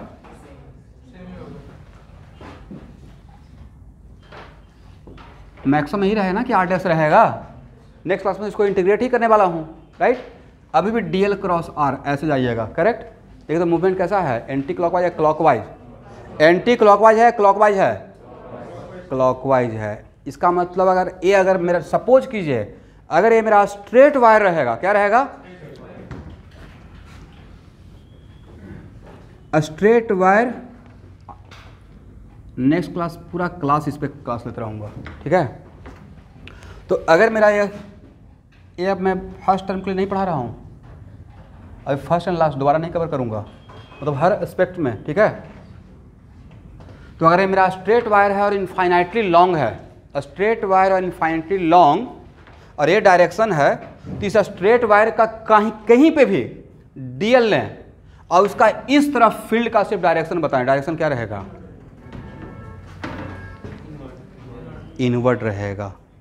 एग्री ना, डैम से इनवर्ड रहेगा भाई, कहीं पे भी लेंगे। और जब निकाल लेंगे डीएल क्रॉस आर, तो डीएल क्रॉस आर ऑलवेज आपको क्लॉकवाइज मूवमेंट दिखेगा, क्या दिखेगा, और इस तरफ निकालेंगे तो क्या दिखेगा, आउटवर्ड दिखेगा। करेक्ट है। चाहे डीएल यहाँ लें, डीएल यहाँ लें, डीएल यहाँ लें या डीएल यहाँ लें, कहीं भी डीएल लें, मैक्सिमम क्या कर सकते हैं, माइनस इन्फिनिटी से प्लस इन्फिनिटी तक जा सकते हैं। इसमें कहीं पर डीएल लीजिएगा राइट हैंड साइड में इस तरफ, तो आपको क्या दिखेगा, इनवर्ड, और इस तरफ क्या दिखेगा। तो स्ट्रेट वायर का अगर किसी एक तरफ अगर इनवर्ड है तो उसके प्लेन में, किसी पार्टिकुलर प्लेन में, तो दूसरी तरफ क्या रहेगा, आउटवर्ड रहेगा। करेक्ट है ना। तो इस तरफ क्या दिखेगा स्टूडेंट, बट इस तरफ कांस्टेंट फील्ड रहेगा या वेरिएबल फील्ड रहेगा। सर आर तो वेरी करेगा, डायरेक्शन सेम रहेगा, बट आर क्या सेम रहेगा, दैट्स वाई, लेकिन डायरेक्शन वाइज क्या रहेगा, सेम रहेगा। ऐसे दिखा दीजिए।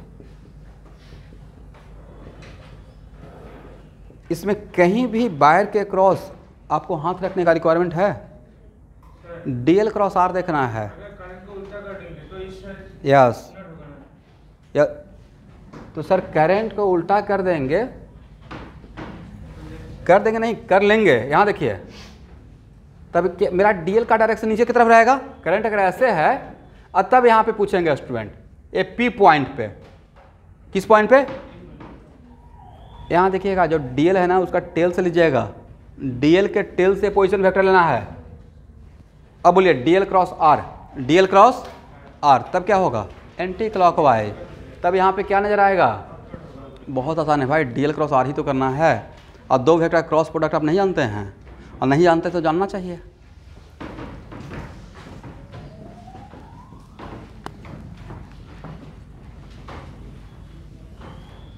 इस टॉपिक का नीट का प्रॉब्लम देखते हैं, इतना बच्चा टाइप प्रॉब्लम आता है।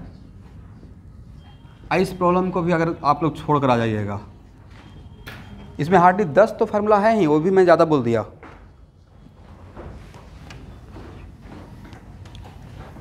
आपका जो प्रॉब्लम आता है ना इसमें, जैसे सोलेनॉइड, राइट, एकदम आइडियल सोलेनॉइड का आएगा नीट में, just formula putting mu not NI। ये मैंने क्या बोल दिया, बोलिए तो? Magnetic field inside the solenoid, inside, जिसमें solenoid is infinitely long, solenoid is what? तो इनफाइनाइटली लॉन्ग का मतलब यहाँ पे क्या होता है? अभी ऐसा, यस, लेंथ के रेस्पेक्ट में radius is very small, but उसका एंड पॉइंट पे होता है mu not NI/2, mu not NI/, but मैं इसमें एक फार्मूला दूंगा जनरलाइज, फार्मूला के टर्म में, ठीक है? इसमें साइन और कॉस रहेगा, बट दो एटलीस्ट नीट वाले बच्चे इसको भी याद रखेंगे तब भी काम चल जाएगा। आपको तो कॉम्प्लिकेटेड आएगा नहीं, और सर कॉम्प्लिकेटेड आएगा तो छोड़ दीजिएगा। जिस प्रॉब्लम 5 मिनट लग रहा है तो उसमें पकड़, उस प्रॉब्लम को अटेम्प्ट करने का रिक्वायरमेंट क्या है? दूसरा सेक्शन से जाएंगे, क्योंकि ऐसे भी टारगेट है 45 में से 35 का, राइट? तो जो प्रॉब्लम में फंस रहे हैं या जो कैलकुलेटिव है, तो लगता है कि वहाँ पे 22 डिसीजन रहेगा उस प्रॉब्लम फंसने का, अगर नीट का एग्जाम दे रहे हैं तो। पता है कि आपसे बन जाएगा, ये भी पता है कि मैट्रिक्स क्या है, डिटरमिनेंट और मैट्रिक्स, ये लग रहा है कि बच जाएगा, बट ये भी पता है कि 10 मिनट लगेगा। अब बगल में एक दूसरा प्रॉब्लम है जो कि 1 मिनट में बनने वाला है, किसको बनाइएगा? तो ऑब्वियस सी बात है। तो एग्ज़ाम में बहुत सारा चीज़ होता है, और वो सब चीज़ आपको टेस्ट देते देते आएगा। चलिए,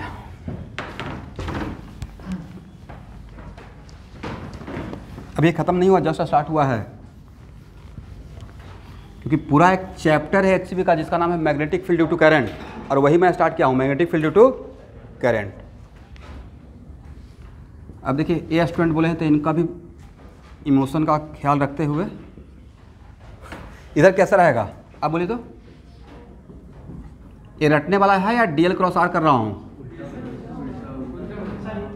वो तो मैं देख रहा था आप लोग को कि आप लोग सही से देख रहे हैं नहीं देख रहे हैं। Very good. नहीं तो सही बात है, मुझे लगता है कि शायद आप लोग नहीं ध्यान दे रहे, लेकिन जहाँ पे मैं मिस्टेक करता हूँ वहाँ पे सब एक साथ बोलना स्टार्ट करते हैं। यूनिटी,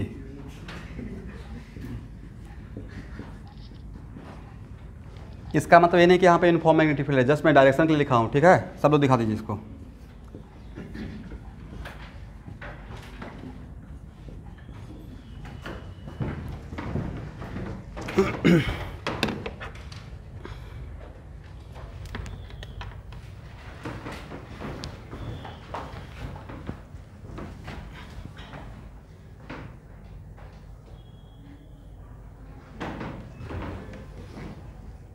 ड्रॉपर बैच का स्टूडेंट, फिजिक्स ऑब्वियसली थोड़ा टफ है, लेकिन भाई आप लोगों को पेशेंस रखना पड़ेगा। थ्योरी के टाइम पे तो बिल्कुल पेशेंस रखना पड़ेगा, बट आपको प्रॉब्लम आएगा जस्ट डायरेक्टली फार्मूला पुटिंग, लेकिन फार्मूला पुटिंग प्रॉब्लम तभी बनेगा जब आप थ्योरी को समझे हुए हैं। क्योंकि अगर थ्योरी समझ गए तो डायरेक्शन के लिए आपको कॉम्प्लिकेटेड सिचुएशन नहीं रहेगा कि हाँ आप डायरेक्शन के लिए एक Fleming right hand thumb rule, यही है ना, उसको पकड़े हुए हैं। भाई वो कहाँ से आया है? DL क्रॉस R से ही आया है। तो ओरिजिनल क्या है? ओरिजिनल मेरा डिफाइनिंग इक्वेशन है, नाम ही क्या है? डिफाइनिंग इक्वेशन, यहाँ से ही तो आया होगा। अब आप क्या सोच रहे हैं, सर ये तो बढ़िया था ना कि ऐसे बोला गया था कि करंट है, तो अपना क्या करना है, थंब को, राइट हैंड थंब को करंट के डायरेक्शन में डालेंगे और कर्ल योर फिंगर, क्या है कर्ल योर, इसको नेक्स्ट क्लास में करेंगे कर्ल योर फिंगर, ठीक है? और तब जो डायरेक्शन रहेगा तो इसके अलोंग कर रहे हैं, तो सर ए इधर जा रहा है, किधर जा रहा है? नीचे। और ऐसे करेंगे तो किधर आएगा? इस तरफ किधर आएगा? ऊपर आएगा। मैं उसका जनरलाइज ज़्यादा करूँगा। यहाँ देखिए, एक करंट कैरिंग वायर है, करेक्ट, ऊपर की तरफ करंट है, मैंने ऐसे कर दिया, ये हो गया। अब इसको मैं घुमा दूंगा। इज इट कंपल्सरी कि सिर्फ यहाँ पे ही फील्ड निकालेंगे? यहाँ भी तो फील्ड पूछ सकते हैं, यहाँ भी तो पूछ सकते हैं, राइट? तो एक सर्कल बना के पूछेंगे हर जगह पे, तब कैसा नजर आएगा? बिल्कुल क्लोज लूप बनेगा मैग्नेटिक फील्ड का। तो किसी भी करंट कैरिंग वायर के चारों तरफ कैसा बनता है? रिंग के जैसा बनता है। इसका मतलब मैग्नेटिक फील्ड कैसा फील्ड क्रिएट करता है? Electric field due to charge never cross to each other and never form close loop, but magnetic field always form close loop, correct ना?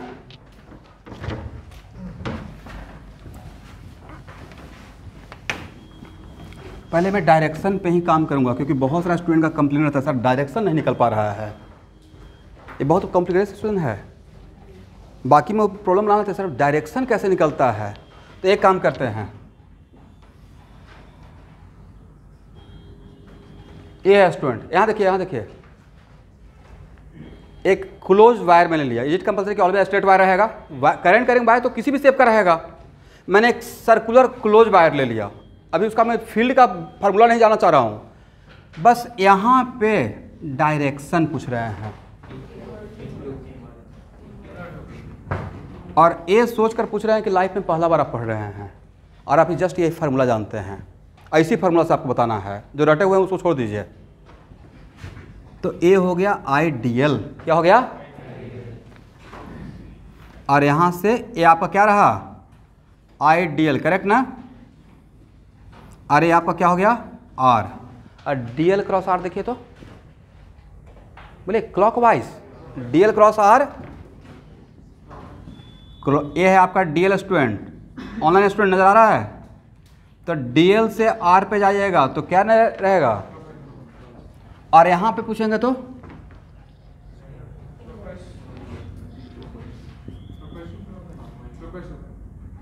भाई उतना करने का, जितना देर में आप गेस कर रहे हैं ना उतना देर में डीएल ड्रॉ करके और घूम जाते नहीं। डीएल क्रॉस, कितना बार तो समझा रहे हैं कि डीएल क्रॉस आर को पकड़ के रखिए, फिर भी आप जो पहले से रटे हुए उसी को पकड़ के रखे हुए हैं। अब एक नया सफर पर निकल गए हैं जिसका नाम है डीएल क्रॉस आर। यहां पे देखिए डीएल निकाल पाएंगे तो डीएल का डायरेक्शन क्या रहेगा? ऐसे डीएल क्रॉस आर, डीएल से आर पे जाइए, क्या हो गया? क्लॉकवाइज। तो क्या लिखिएगा? बाद में कंक्लूड करेंगे, पहले प्रूफ कर लेते हैं कि होगा या नहीं होगा। यहां पे पूछेंगे क्या बोलिएगा? तो यहां पे डीएल किधर देखेगा? तो आपका डीएल का डायरेक्शन चेंज हो रहा है, राइट? तो हर पॉइंट पे एक फर्स्ट टाइम एटलीस्ट आपको ऐसे देखना चाहिए, डीएल क्रॉस आर। देखिए तो इसका मतलब है कि अगर मेरा करंट किसी क्लोज वायर में है और वो करंट अगर एंटी क्लॉकवाइज करंट है, मैंने करंट कैसा लिया है देखिए तो एंटी क्लॉकवाइज, तो उसके वजह से बाहर के उस सर्कल के बाहर में फील्ड आउटवर्ड मिल रहा है या इनवर्ड मिल रहा है? इनवर्ड मिल रहा है। अब इन चारों डीएल, ये जो 3 डीएल है उसकी वजह से अंदर में किसी पॉइंट पे निकाल के देखिए तो डैम से आउटवर्ड मिलेगा। क्यों? क्योंकि जब अंदर में देखेंगे, एक बार अंदर में भी देख लेते हैं, यहां पे इस पॉइंट पे डीएल क्रॉस आर सोचे तो एंटी क्लॉकवाइज क्या रहेगा? इस डीएल की वजह से देखिए तो एंटी क्लॉकवाइज, इस डीएल की वजह से देखिए तो यस। इसका मेन क्या था? रटना या डीएल क्रॉस आर? बाद में कंक्लूड कर लेंगे फास्ट होने के लिए। लेकिन ये ऑब्जर्व किए कि किसी भी क्लोज वायर की वजह से, किसी भी करंट कैरिंग वायर है, क्लोज वायर है, तो उसके वजह से अब मैं कैसे इसको रटता था कि सर आप इसको कैसे रटिएगा। और इज इट कंपल्सरी कि ऑलवेज आपका वायर सर्कुलर रहेगा? जस्ट डायग्राम अच्छा देखने के लिए मैं सर्कुलर ले लिया, बट मेरा कोई भी क्लोज वायर हो सकता है, कोई भी क्लोज वायर। तो मैं इसी डायग्राम से नेक्स्ट क्लास में बढ़ूंगा। आज के लिए इतना ही, ठीक है? बिल्कुल सेम डायग्राम से।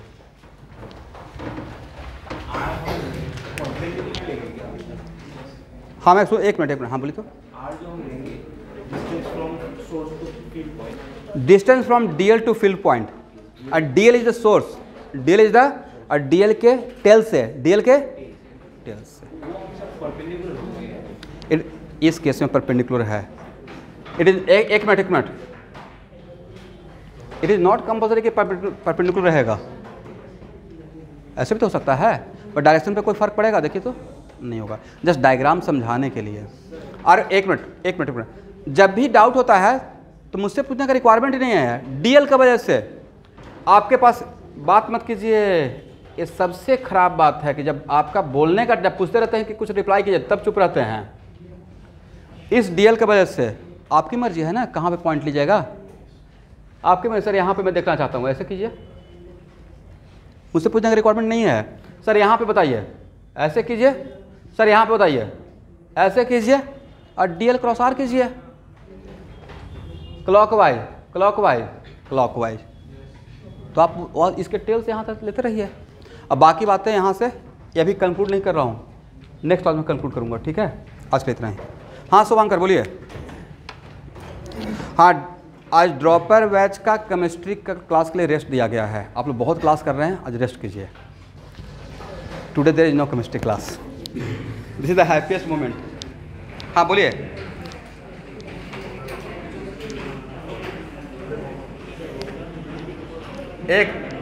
एक मिनट, ये सबसे बड़ा डाउट है शुभांकर का। बोर्ड में तीनों सब्जेक्ट एक साथ आएगा या अलग अलग आएगा? तो भाई एक साथ क्यों लेंगे?